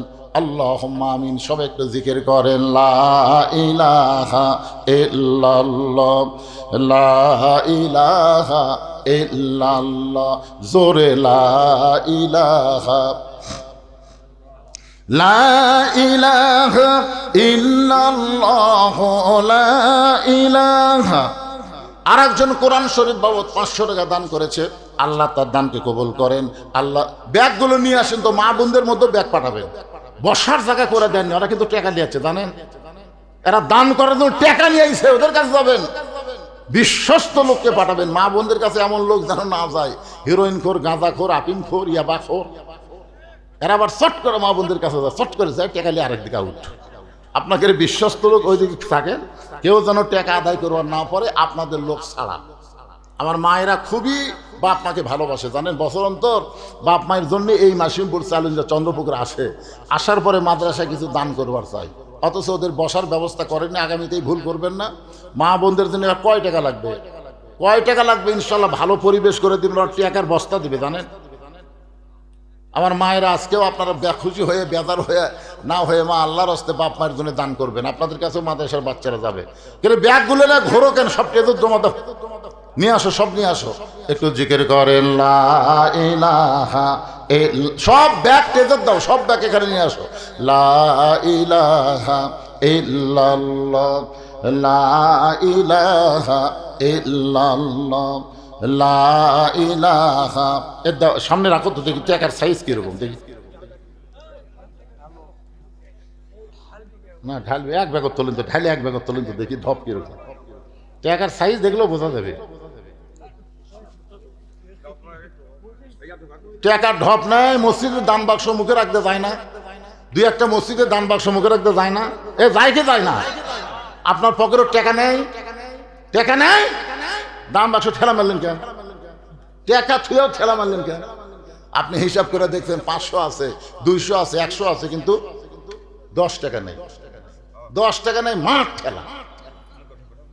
আল্লাহর একজন বান্দা কোরআন শরীফ বাবদ 500 টাকা দান করেছে, আল্লাহ দানকে কবুল করেন। বাপ মা যদি কবরে যায়, এই দানের ওসিলায় বাপ মার কবরকে জান্নাতের টুকরা কবুল করেন।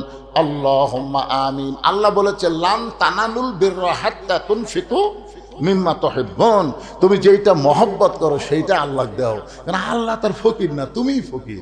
আজকে যেটা দিবা ওইটা তোমার জন্য ভবিষ্যৎ ভালো জান্নাতের ব্যাংকে আল্লাহ অ্যাকাউন্ট করে দিল, ধরে কারণ সুবহানাল্লাহ।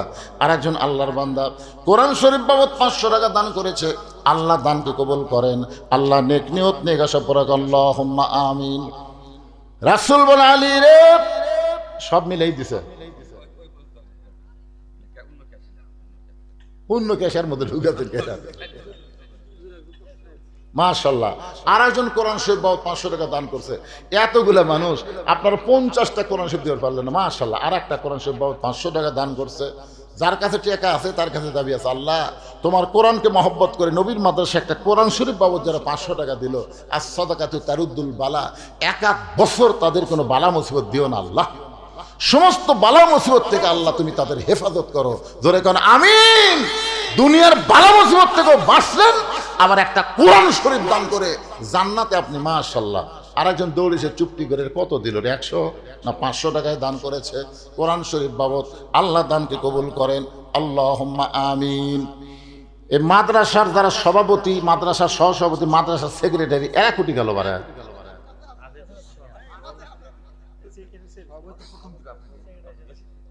সব দিছে। এরা আবার দেখছেন কি পক্ষে কথা বলবারই দিচ্ছে না, দিয়ে দিছে। একটা কোরআন শরীফ দেওয়া লাগবে তো সবাইকে, সবাই দেন একটা কোরআন শরীফ, 500 টাকা দেন, দেন আল্লাহর রাস্তায় দেন, পকেটে থাকলে দিয়ে দেন। নবীর মাদ্রাসা একটা কোরআন শরীফ দান করতেছেন আপনি, সবচেয়ে বড় দান। আল্লাহর নবীর এতিম মাদ্রাসা একটা কোরআন, হাফিজি মাদ্রাসা মানে অনাথ এতিম গরিব এদের জন্য। প্রাইমারি হচ্ছে কার জন্যে? লজ্জা লাগে 90% মুসলমানের দেশে আগডম বাগডম ঘোলাডম সাজে ঢাক ঢোলক ঝাঁদর বাজে। এই মিথ্যা শিক্ষা দেওয়ার জন্য হাজার হাজার কোটি টাকা বাজেট হয়।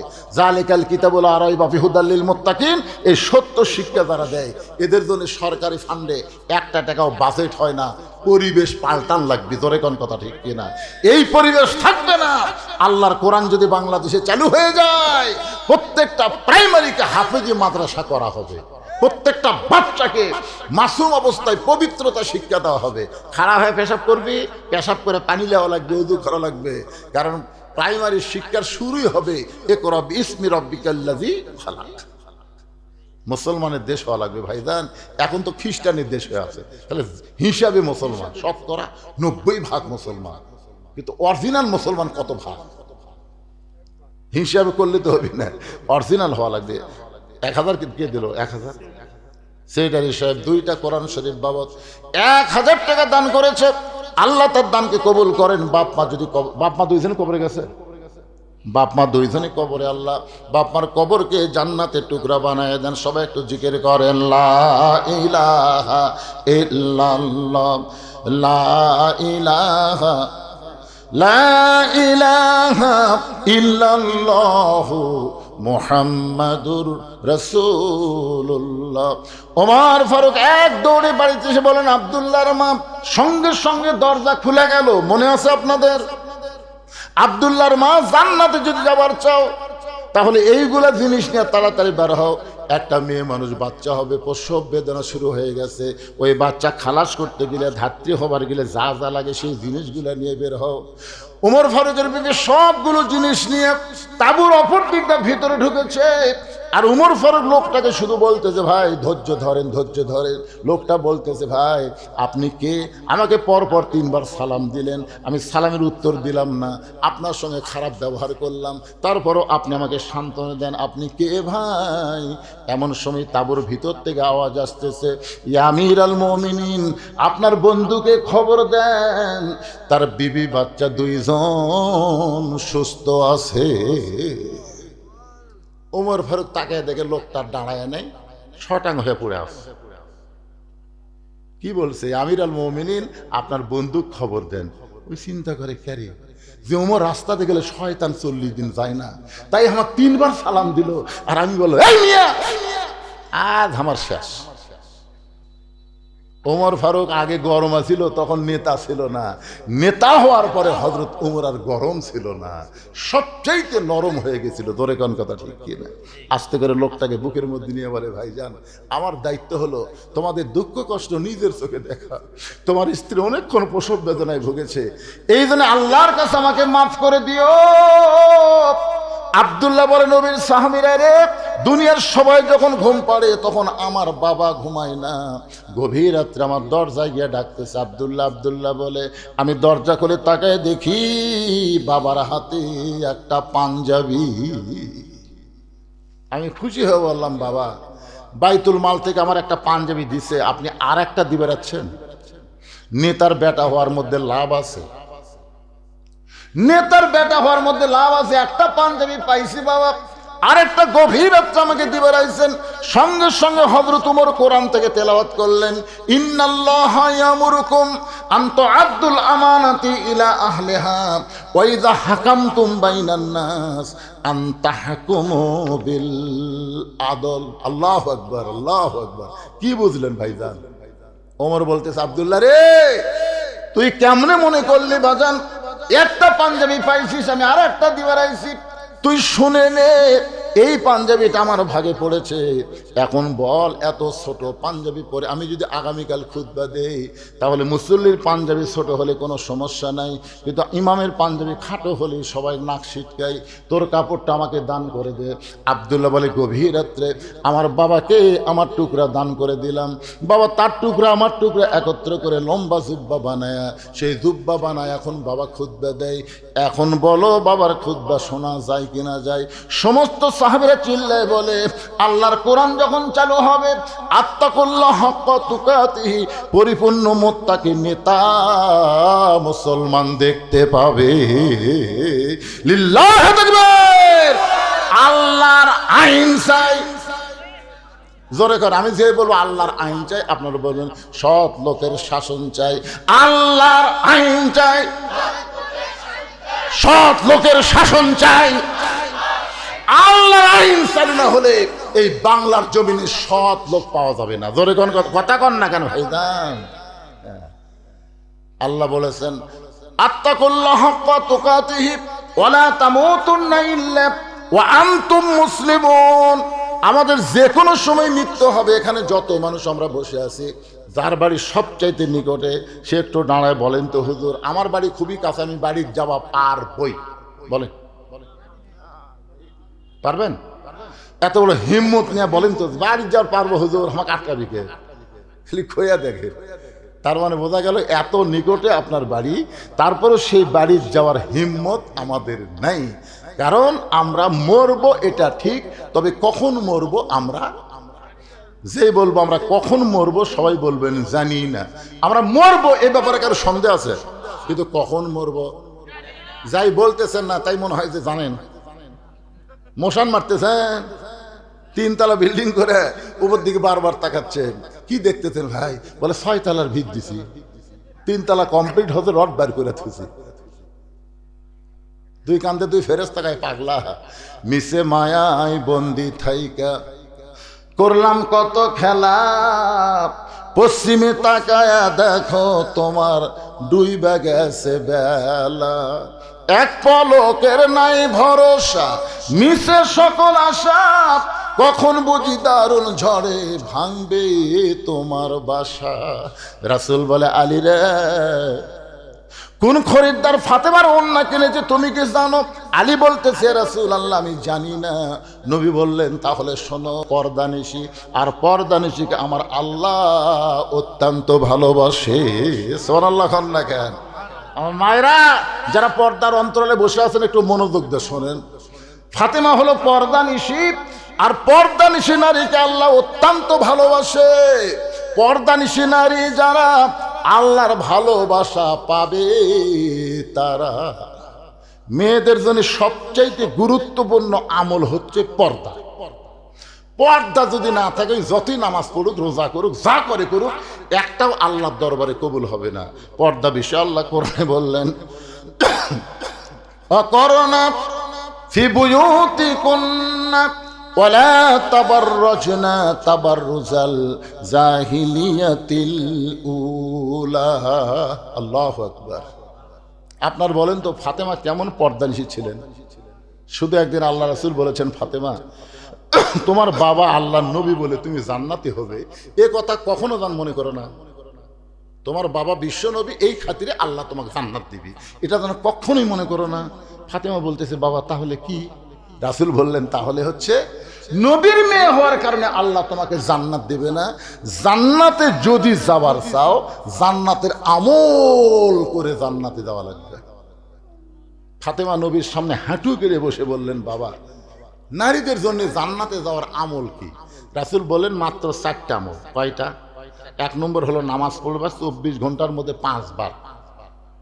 24 ঘন্টায় তোমাকে নামাজ পড়া লাগবে না, মাত্র 24 ঘন্টার মধ্যে 5 ওয়াক্ত। কয় ওয়াক্ত? ওয়াক্ত মানে কি? সময়। 5 সময় নামাজ পড়লে নামাজের হক আদায় হবে। রোজা করতে হবে 12 মাসের মধ্যে 1 মাস। 1 মাস রোজা রাখলেই তোমার রোজার হক আদায় হবে।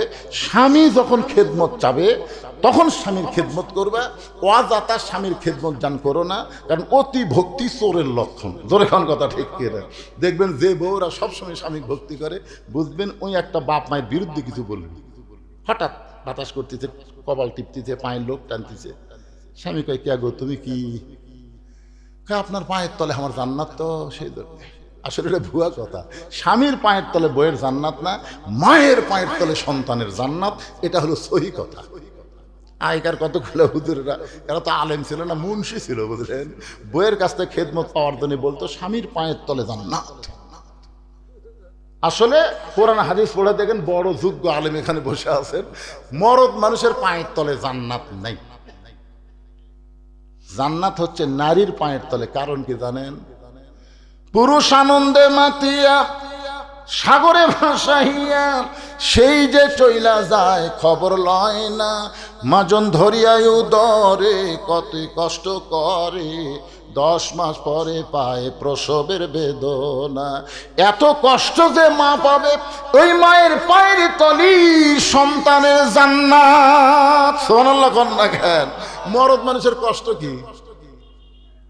এই জন্যে এখন আপনার পায়ের তলে মানে খেদমত করতেছে, এই জন্য খেদমত করতেছে গো। স্বামী একটা হাম নিয়ে ফেলে, বলছে আল্লাহ রে, এরকম বউ পাওয়া হলো ভাগ্যের ব্যাপার। আল্লাহ, এরকম বউ পাওয়া হলো ভাগ্যের ব্যাপার। কিছুক্ষণ পরে বউ কাঁদতেছে। স্বামী কয়, কান্দো কেন? বলে এমনি এমনি। কি খাও, কান্দো কেন? বলে কান্দার কারণ হলো তোমার বাপ মা। তুমি যখন বাড়িতে থাকো না, চাকরির যাও, তোমার এই বাপ মা বুড়া বুড়ি আমার কলজা জ্বলে খাচ্ছে। তুমি যখন বাইরে যাও, তোমার বাপ মা খালি ফ্যাস ফ্যাস করে। এই বুড়া বুড়ির সঙ্গে আমি আর থাকবার চাচ্ছি না। তুমি যদি তোমার বাপ মার সঙ্গে থাকো, তাহলে আল্লাহর রাস্তায় আমার বাপের বাড়িতে পাঠিয়ে দাও। আর আমার সঙ্গে যদি শান্তির সংসার করবার চাও, ওই বাপ মা বাদ দেওয়া লাগবে। অমা আলাইনা ইল্লাল বালাক। আমার যা ওয়াজ ছিল আমি সব ওয়াজ করলাম। এখন লিয়াবলুয়াকুম আইয়ুকুম আহসানু আমালা, তুমি কি আমল করবা? তখন স্বামী চিন্তা করে যে বাপ মায়ের বিরুদ্ধে বউ আমার কাছে ওয়াজ করলো, এই বাপ মা মরে গেলে আমি তো পাচ্ছি না। বাপ মা মরে গেলে কিয়ামত পর্যন্ত কানলে তো বাপ মা পাওয়া যাবে না। কিন্তু বউ যদি মরে যায়, সকালবেলা বিকালে বিয়ে করা যাবে। বউ ছেড়ে দিলে বউ পাওয়া যায়, বউ মরে গেলে বউ পাওয়া যায়। কিন্তু বাপ মা যদি মারা যায়, বাপ মাকে তো কিয়ামত পর্যন্ত পাবো না। যেটা পাবো না সেটা ধরবো, যেটা পাওয়া যায় সেটা ছাড়বো। ওয়াকাদা রাব্বুকা আল্লা তা'বুদু ইল্লা ইয়্যাহু ওয়া বিল ওয়ালিদাইনি ইহসানা। ধরে গেল, আল্লাহু আকবার। স্বামীর লাভ ধরে বলছে, ওঠ ওঠ। বউ কই, কি জন্যে? বলে যা, ব্যাগ বুক যা আছে সব গুছালে। বউকে ব্যাগ বুক গুছাবো কেন? বলে তুই বাপের বাড়ি যাবি না? যা বাপের বাড়ি যা, তোর মতন বউ আমার দরকার নেই, যা। যদি যাবার না চাস, 3 তালাকের গাড়ি তুলে দেবো। কি করবো? বউ দৌড়ে এসে স্বামীর পাও ধরে বলতেছে, আপনি আসলে আল্লাহর ওলি গো, আপনার কাছে আপনার বাপ মার বিরুদ্ধে ওয়াজ করা যাবে না। আমি প্রত্যেকটা ছেলেদের বলবো, শোনেন, বাপ মা যদি বেজার হয়, আপনি যতই হজ করেন, নামাজ করেন, রোজা করেন, একটা ইবাদত আল্লাহর দরবারে কবুল হবে না। বাপ মার কলিজার মধ্যে শান্তি দিবেন। এই কারণে আল্লাহ বলেছেন, আমি আল্লাহর গোলামির পরে তোমাদের বাপ মার প্রতি ইহসান করো, দয়া করো, ভক্তি করো। এই হুকুম কার? আল্লাহ রাসূল বলেন, ফাতেমা, সতীত্বের হেফাজত, পর্দা করা, এটার কোনো অক্ত নাই মা, এটা সব সময় ফরজ। সঙ্গে সঙ্গে ফাতেমা, তার কাছে একটা ওন্না ছিল, ওন্নাটা মাথার উপর দিয়ে বললেন, বাবা, এই মুহূর্ত থেকেই আমি ফাতেমা পর্দার মধ্যে ঢুকে গেলাম। সুবহানাল্লাহ খান্না কেন? আল্লাহ রাসূল বললেন, ফাতেমা, পর্দার মধ্যে থাকলে তোমার কিন্তু অনেক কষ্ট হবে। ফাতেমা বললে, যতই কষ্ট হোক, আখিরাতে তো শান্তি পাওয়া যাবে। পর্দার মধ্যে যেই নারীরা থাকবে, নানা ধরনের কষ্ট হবে, কিন্তু কষ্ট হলে কি হবে? দুনিয়া আখিরাতে আল্লাহ শান্তি দিবে। ফাতেমা যখন পর্দার মধ্যে ঢুকে গেলেন, কয়েকদিন পরে আল্লাহ নবীকে জানাইলেন, নবী গো, আপনার মেয়ের কাছে পর্দার ওয়াজ করার কারণে আপনার ফাতেমা যেইভাবে পর্দা গ্রহণ করেছে, আমি আল্লাহ ফাতেমার ওপর এত খুশি। নবী বলেন, আল্লাহ, আমার মেয়ে ফাতেমার ওপর আপনি কেমন খুশি? রাসূলের কথা শুনে আল্লাহ বলতেছেন, সাইদাতুন নিসা আহলেল জান্নাহ ফাতেমাতুজ জোহরা, আমি আল্লাহ তাআলা সমস্ত জান্নাতি নারীদের নেত্রী হিসাবে ফাতেমাকে কবুল করেছি। আল্লাহ রাসূল বলে, আলী রে, এই ফাতেমার পর্দাকে আল্লাহ এতই মহব্বত করে সেই ফাতেমার ওন্না তুমি বিক্রি করতে চাও, এটা দুনিয়ার কোনো সাধারণ মানুষ কিনুক, এটা আল্লাহ চায় না বলে জান্নাতের একজন ফেরেশতাকে মানুষরূপী খরিদ্দার বানায়া 6টা দিরহাম দিয়া ওই ওন্নাটা কিনে আল্লাহ তাআলা জান্নাতের মধ্যে যত্ন করে রেখে দিয়েছে। রাসূল বলে, আলী রে, যেই ফকির তোমার কাছে ভিক্ষা চাইল, তুমি যেই ফকিরকে 6টা দিরহাম ভিক্ষা দিলে, তুমি কি কারণে ভিক্ষা দিয়েছো এইটাও আল্লাহ পাক আমারে জানাইছে। আলী রে, তোমার কাছে তোমার সন্তান হাসান হোসেনের চাইতে আল্লাহর কোরআনের দাম বেশি। মিন শাররিল ওয়াসওয়াসিল খান্নাস।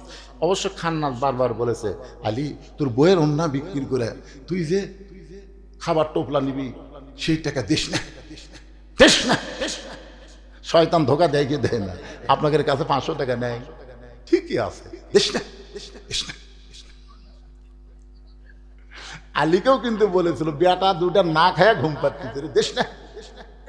কিন্তু আলী কয়, আম্মা সাইলা ফালা তানহা, সাইলকারী যখন চাষে দেওয়াই লাগবে, বক্তা যখন 500 টাকা কোরআন বাবদ চাষে দেওয়া লাগবেই, না দিয়ে দেশ না থাকেন, টেকালে থাকে, কালকেই বুঝবেন, কালকেই বুঝবেন, উষ্টা খেয়ে পড়বেন, হাসপাতালে যা 5000 খরচ করবেন। আমার কি ভাই, আমি তো সুযোগ দিলাম। আমি এই কথাও বলেছি, আর সদকা তো তারুদ্দুল বালা, দান সদকা করলে বালা মুসিবত দূর হয়ে যায়। এই কথাকে আমি আপনাদের শুনাইনি, কোন শুনাই নাই? আল্লাহ রাসূল বলে, আলী ওই ফকির দুনিয়ার কোন ফকির না, ওই ফকির হলো আল্লাহ রহমতের ফেরেশতা, যে ওন্না কিনে জান্নাতের মধ্যে রাইখা দিয়েছে। ওই ফেরেশতাকে আল্লাহ বলতেছে, ফেরেশতা যা যা আলীর কাছ থেকে 6টা দিরহাম ফেরত নিয়ে আয়। ফেরেশতা বলতেছে, আল্লাহ এটা একটা কাম হলো। ওন্না বিক্রির বিনিময়ে তাকে 6টা দিরহাম দিলেন, যে 6টা দিরহাম দিয়ে সে হাসান হোসেনের জন্য খাবার কিনতেছে, আর সেই 6টা দিরহাম ফকির হয়ে ফেরত আনতে বলতেছেন, এইটা কেমন কথা? আল্লাহ বলে, ফেরেশতা আজকে আল্লাহ আর বান্দার মাধ্যমে মধ্যে পরীক্ষা হবে আল্লাহর কোরআন নিয়ে। আজকে আল্লাহ আর বান্দার মধ্যে পরীক্ষা হবে কি নিয়ে? আজকে আমি আল্লাহ দেখব আলী তার সন্তানকে বেশি ভালোবাসে না আমার কোরআনকে বেশি ভালোবাসে। নবী বলেন, আলী রে, ওই ফেরেশতা ফকির হইয়া তোমার কাছে এসে যখন সাহায্য চাইছে, তুমি তখন 1টা দিরহাম দিবার চাইছো আম্মা সাইলা ফালা তানহারকে বিশ্বাস করে, কিন্তু যখন তোমার কাছে আল্লাহর কোরআন বলতেছ, মা তুনফিকু মিন শাইইন ফি সাবিলিল্লাহ ইউফা ইলাইকুম। আল্লাহ কি ফকির নাকি? আপনার যে আল্লাহর কোরআনের জন্য দিলেন, আল্লাহ 500 টাকা লিয়ে কি করবি? ধনী হবি? আল্লাহ কয়, পাগলা, আমি হলাম গনি, তোরা হলেন ফকির। আল্লাহ গানিয়ুন ও আনতুমুল ফুকারা ইল্লা ওসমান ও গানিয়ুন। একদিন নবী ওসমানকে ডাক দেন, ওসমান, আল্লাহ তোমাকে কত সম্পদ দিছে, তুমি হিসাব জানো? ওসমান বলতেছে, হুজুর, যেদিন থেকে জাকাত ফরজ হয়ে গেছে, সম্পদশালীর জন্য জাকাত দেওয়া ফরজ, নামাজ পড়াও যেরকম ফরজ, জাকাত দেওয়া সেরকম ফরজ, সেদিন থেকে একটা সম্পদের হিসাব আমার কাছে আছে। তা আল্লাহ রাসূল বলেন, হিসাবটা কি? ওসমান গনি বলেন, আল্লাহ আমাকে যত সম্পদ দিছে, এই সম্পদ যে গুদামে রাখি, সেই গুদামের তালা দিয়া চাবি টানতে একটা উট হিমশিম খায়। সুবহানাল্লাহ বলো না, বুঝবার পারলেন না আপনারা? মানে আল্লাহ আমাকে যত সম্পদ দিচ্ছে, এই সম্পদ গুদামের মধ্যে রাখি। কার মধ্যে রাখি? কত গুদাম, সে কত গুদামের কথা বলেনি, গুদামের মধ্যে রাইখা সে গুদামে তালা দিয়া, সেই তালার চাবি টানতে একটা উট হিমশিম খায়। আল্লাহ রাসূল বলে, ওসমান, আল্লাহ দেওয়া সম্পদ যদি আল্লাহ তোমার কাছে ফেরত চাই, তুমি কি দিবা? যে আল্লাহ তোমাকে এত সম্পদ দিয়েছে, সে আল্লাহ যদি তোমার কাছে সম্পদ ফেরত চাই, তুমি কি ফেরত দিবা? বলা মাত্রই ওসমান গনি মারছে দৌড়। সাহাবেরা বলতে, হুজুর, যে কথা বলেন, আর ওসমান গনি যে হারে দৌড় মারলো, আল্লাহ রাসূল শুধু একটা মুচকি হাসি দিলেন। কিছুক্ষণ পরে সাহাবী এবং নবী সবাই মিলে দেখতেছে, চাবি বহনকারী উটটার রশি ধরে ওসমান গনি টেনে টেনে নবীর কাছে নিয়ে এসে বললেন, ইয়া রাসূলুল্লাহ, আল্লাহ আমাকে যত সম্পদ দিছে, ওই সম্পদের গুদাম সহ, ওই গুদামে তালা সহ, ওই গুদামের চাবি টানা বহনকারী উটটাও আমি আল্লাহকে দিয়া দিলাম। আল্লাহ নবী আসমানের দিকে তাকায় বলে, আল্লাহ, আমি শুধু উসমানকে পরীক্ষা করবার চাইলাম, পরীক্ষায় উসমান গোল্ডেন এ প্লাস পাইছে, এখন আপনি ওসমানকে কি দিবেন? আল্লাহ বললেন, আমার গানি ডিগ্রি আমি আল্লাহ ওসমান রে দিয়া দিলাম। ইল্লা ওসমানও গানিউন, এদিন ওসমান গনি, ধরে ওসমান কি আজকে আপনার ধনী হবার পারতেন, খালি 500 টাকা দিলি, খালি হাসে বারে 50 টাকা ফেলাম। এটি কয়টা হবে গণেন তো দেখি, হুজুর গণেন তো দেখি কয়টা হবে দেখেন তো। এতগুলা মানুষের মধ্যে 50টা করে সব দেওয়া যাবে না? এই ওয়াজ শোনার পরেও তার টাকা বের হচ্ছে না, কেরে পিছনে আছে, একটা লড়ে না, ওঠে না। ওয়াজ শোনার তালও ঠিক আছে। ওরে বাবারে,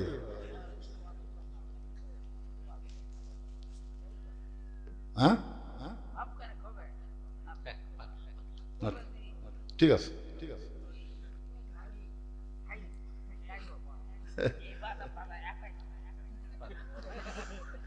একটু জিকির করেন লা ইলাহা ইল্লাল্লাহ, জোরে লা ইলাহা ইল্লাল্লাহ, লা ইলাহা ইল্লাল্লাহ, লা ইলাহা ইল্লাল্লাহ, লা ইলাহা ইল্লাল্লাহ, জোরে লা ইলাহা, লা ইলাহা ইল্লাল্লাহ মুহাম্মাদুর রাসূলুল্লাহ সাল্লাল্লাহু আলাইহি ওয়াসাল্লাম।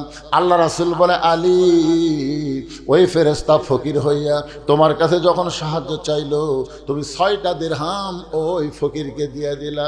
ফকির 6টা দিরহাম আল্লাহকে দিয়ে যখন কান্না শুরু করেছে, আল্লাহ বলে, ফেরেশতা কান্দো কেন? বলে, নিজের সন্তানের জন্য টোপলা দোকানদার দিবার চাই, সেই টোপলা না নিয়ে আমাকে 6টা দিরহাম দিল। আল্লাহ বলে, ফেরেশতা কান্দো না, কান্দো না, একটা উট নিয়ে আলীর কাছে বিক্রি করে 100 দিরহাম বাকি দিয়া। রাসূল বলে, আলী রে, ওই ফেরেশতা উট নিয়ে তোমার কাছে 100 দিরহাম বাকিতে উটটা বিক্রি করলো। তুমি যখন বাকিতে উটটা নিয়ে যখন বিক্রি করতে গেলে, ওই ফেরেশতাকে আল্লাহ খরিদ্দার বানায়া তোমার কাছে 160 দিরহাম দিয়ে উটটা কিনে নিল। 100 দিরহাম উটওয়ালারে দিলা, বাকি 60টা দিরহাম তুমি পাইলা। 6টা দিরহাম দান করার কারণে আল্লাহ তোমাকে দুনিয়াতেই 60টা দিরহাম দিয়া দিল। লিল্লাহু আকবার। বিশ্বাস করা লাগবে, বিশ্বাসে মিলাই বস্তু, তর্কে বহুদূর। আপনারা বিশ্বাস করতেছেন না, আমার মামা শ্বশুর এখানে আছে। আমি যখন গামড়া গ্রামে বিয়ে করলাম, বুঝলেন, আমার এক সম্পর্কের দাদা শ্বশুর আমার দাদির ভাই, আমার দাদির শাশুড়ির ভাই। তাই বললো, আব্দুর রশিদ আমার শ্বশুরের নাম, তুমি যে বিয়ে দিলে কি দেখে, তুমি কি দেখে এই ছেলের সাথে বিয়ে দিলে? দেখতেও কালো, আর চাকরি বাকরিও নেই। বিশ্বাস করেন, আমি জীবনেও ওই দাদা শ্বশুরের বাড়ি যাইনি। এই কথা যেদিন শুনেছি আমি বললাম, তো তালাক দিলাম রে। আমি যে কালো, এটা কি আমি নিজে হচ্ছি না আল্লাহ করছে? তাহলে একটা কালো মানুষ যে কালো বলে তিরস্কার করলো, ওর সাথে আমার কোনো আত্মীয়তা চলবে না। বহুদিন আমাকে দাওয়াত দিয়েছে, আমি যাইনি, না। তা আমার শ্বশুর তখন, আমার একটা কাপড়ের ছোট দোকান ছিল, যাই তো আর বলতো, বাবা তুমি টাইটেল পাস করে এই দোকান দিলে তুমি কি করে খাবে, তো অত সংসার চলবে না। মানে শ্বশুরের বিশ্বাস নেই। আমার বাপ যাকে পায় তাকে কয়, আমার 4টা ছেলের মধ্যে 3টা লিয়া কোনো টেনশন নাই, 2 কলেজের প্রফেসর, একটা তখন প্রাইমারির মাস্টার। এই হুজুর উঠলে আমার তা চিন্তা, কি করে খাবে। আমিও মাঝে মধ্যে হোপলেস হয়ে যেতাম, আসলে কি করব। এখন এই মুহূর্তে আমার যে মসজিদ মাদ্রাসা এতিমখানা আছে, সেই জায়গায় হলো 235 শতক। 235 শতকের উপরে মসজিদ মাদ্রাসা এতিমখানা। এবার আবার আল্লামা সাইদি হুজুরের নামে অডিটোরিয়াম তৈরি করছে। আবার এতদিন ছিল ছেলে মাদ্রাসা, পাশে একটা 3তলা বিল্ডিং, সেটা আবার মহিলা মাদ্রাসার নামে দিয়ে এসেছে। আমার সমস্ত সম্পদ আল্লাহ রাসূলের নামে ওয়াকফ করে দেওয়া। একদিন সবাই চিন্তা করতে, কি করে খাবি। এখন কি হচ্ছে, দেওয়ার মালিককে, যেরকম দেওয়ার মালিককে। কি জন্যে, কি জন্যে? আমার মতন যত বয়সের বক্তা সব হয়তো মরেই গেছে, বাদ বাকি বউলে শুয়ে আছে। আমার 7টার যারা বক্তা অধিকাংশই মরিছে, আর বাদ বাকি আর চলে না, বউলে শুতে আছে। আর আমি এই বয়সে 2টা 3টা করে প্রতিদিন মারতেছি। কারণ কি? কারণ হলো যে টাকা কামাই করি ওই টাকা আবার আল্লাহ রাস্তায় খরচ করি। আল্লাহ রাস্তায় খরচ করার কারণে আজকে আল্লাহ আমাকে 1 টাকা দিলে 10 টাকা দেয়। আমি তো টাকা থোয়ারই জায়গা পাচ্ছি না। আর আপনারা বিশ্বাস করতেছেন না, আপনারা বিশ্বাস করতেছেন না। 22টা কোরআন শরীফ দিয়ে আটকে আছেন। 22টা দিলে 50 হতে আর কয়টা লাগে? 28টা আল্লাহর বান্দাকে এই মাহফিলে নাই। 28 জন আল্লাহর বান্দা কি নাই? কে আগে উঠবেন 500 টাকা দেখি তো আল্লাহ। এই মুহূর্তে যে লোকটা আগে উঠবে ওই লোকের দেখা দেখি যত লোক দান করবে প্রত্যেকটা লোকের দান করার সওয়াব যেন আল্লাহর আমল নামায় দিয়ে দেয়। একটা লোক ওঠেন তো ভাই। আপনার কি বাকি নেবেন? আচ্ছা, লগত যদি না থাকে, একটা মুরব্বী বলেছে বাকি লিখে দেন তো। তাও আগামীকাল বলা যাবে হুজুর 50টা আসলো পারে 50টাই পাশে, 22টা লগত, 28টা বাকি। দেখি কোন আল্লাহর বান্দা একটা বাকি দেন তো, বাকি দেন দেন।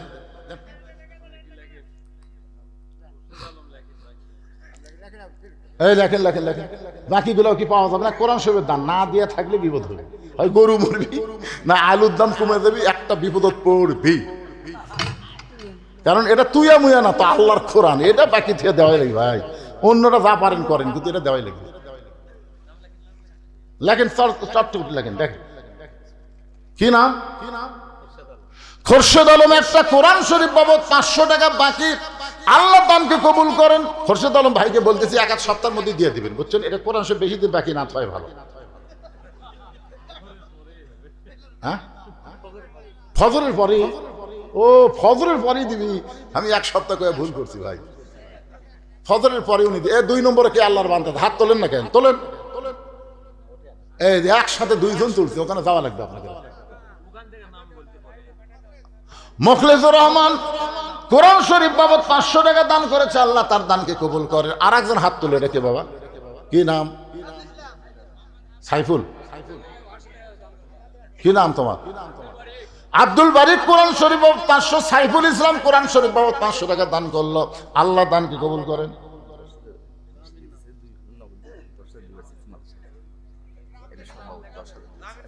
আচ্ছা, মাশাআল্লাহ। আমার আজকের মাহফিলের সম্মানিত সভাপতি 2000 টাকা নগদ আর 10,000 টাকা, সর্বমোট 12,000 নাকি? সর্বমোট 10,000 টাকা উনি দান করবেন। 2,000 নগদ দিয়েছে আর 8,000 টাকা বাকি। আল্লাহ তার দানকে কবুল করুক, জোরে কোন আল্লাহুম্মা আমিন।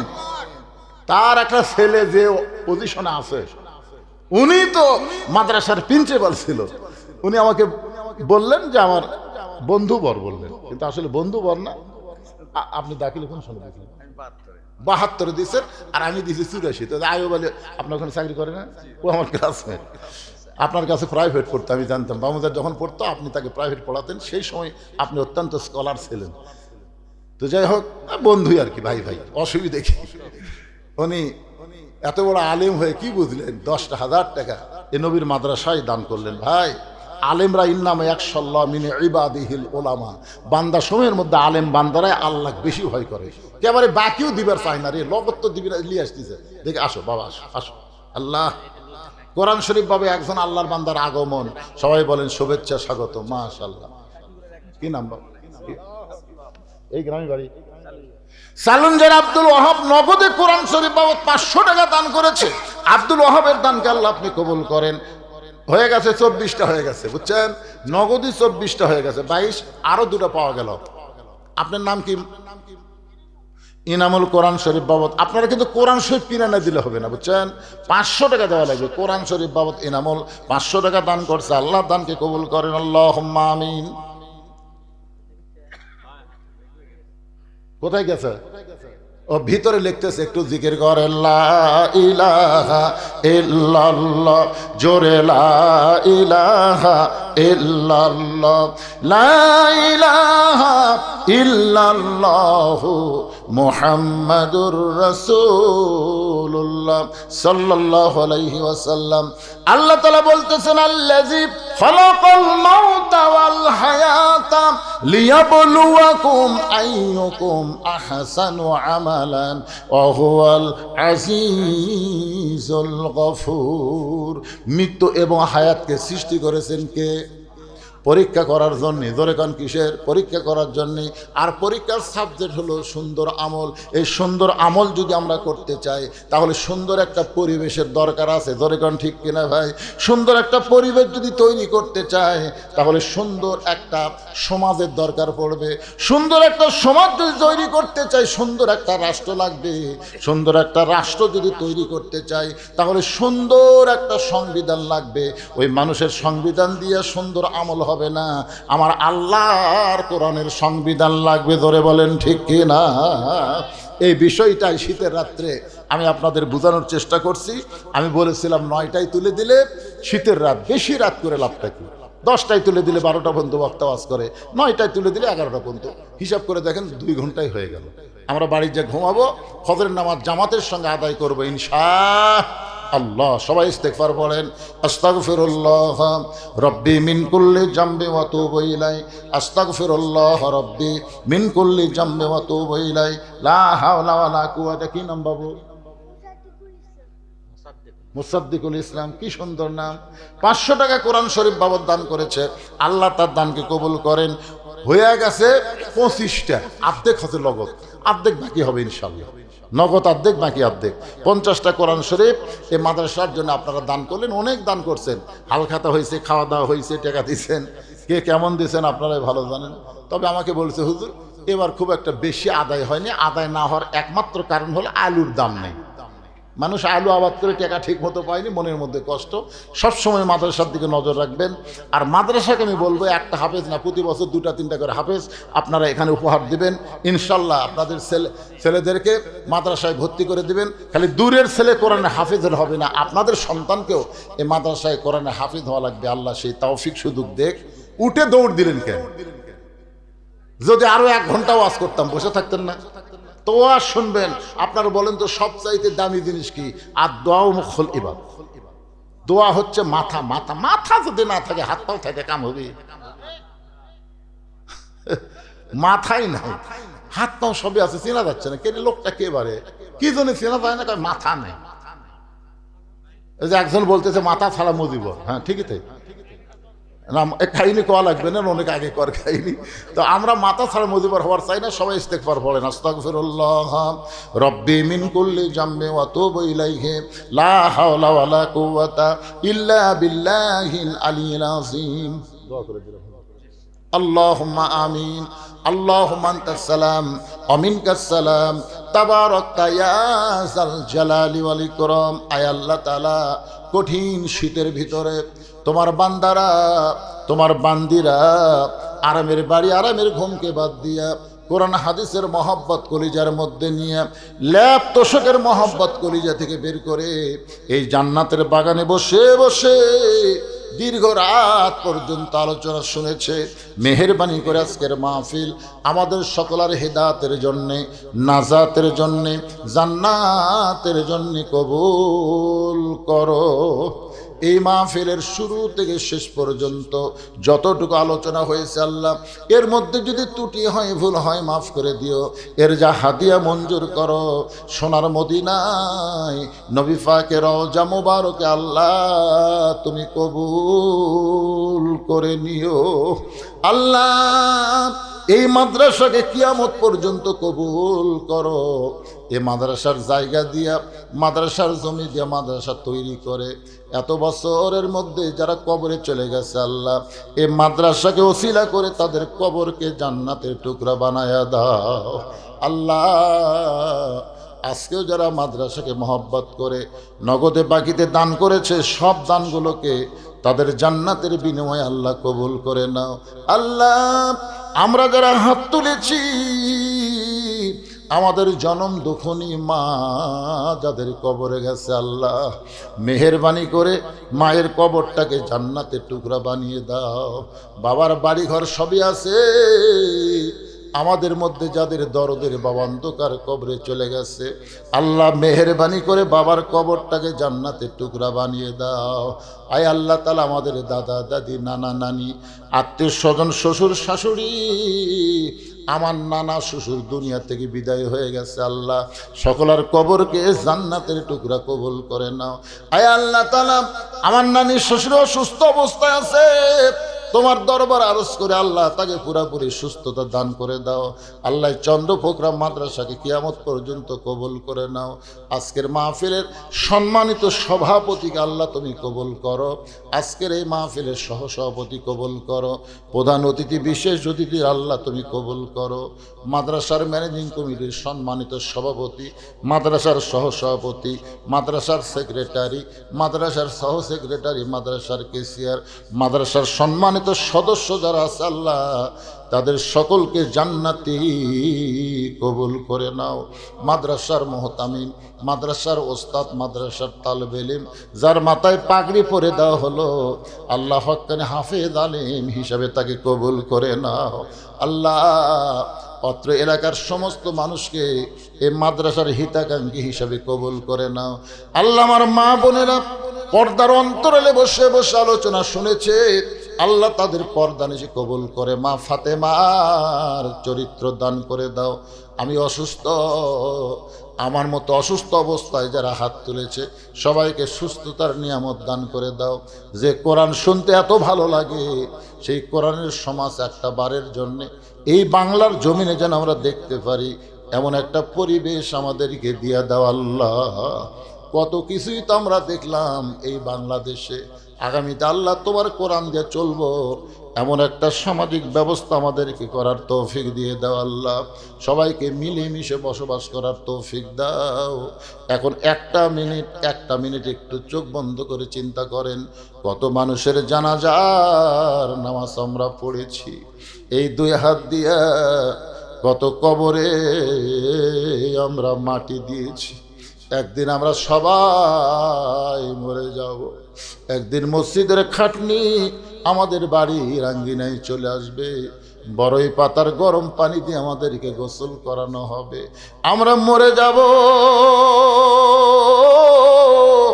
এই দুনিয়া থাকার জায়গা না, এক পলকের নাই ভরসা, মিশে সকল আশা, কখন বুঝি দারুর ঝড়ে ভাঙবে তোমার বাসা। মিশে মায়ায় বন্দি থাইকা করলাম কত খেলা, পশ্চিমে তাকায়া দেখো তোমার ডুইবা যাবে হায়াতেরও বেলা। আমরা সবাই মরে যাব আল্লাহ। যেদিন আমাদের মৃত্যু হবে দিনটা যেন জুমার দিন হয়, মাসটা যেন রমজান মাস হয়। ইমানের সাথে ইজ্জতের সাথে এই দুনিয়া থেকে বিদায় নেওয়ার সময় আমাদের জবানে তুমি জারি করে দিও লা মুহাম্মাদুর রাসূলুল্লাহ সাল্লাল্লাহু আলাইহি ওয়াসাল্লাম। আসসালামু আলাইকুম ওয়া রাহমাতুল্লাহি ওয়া বারাকাতুহু।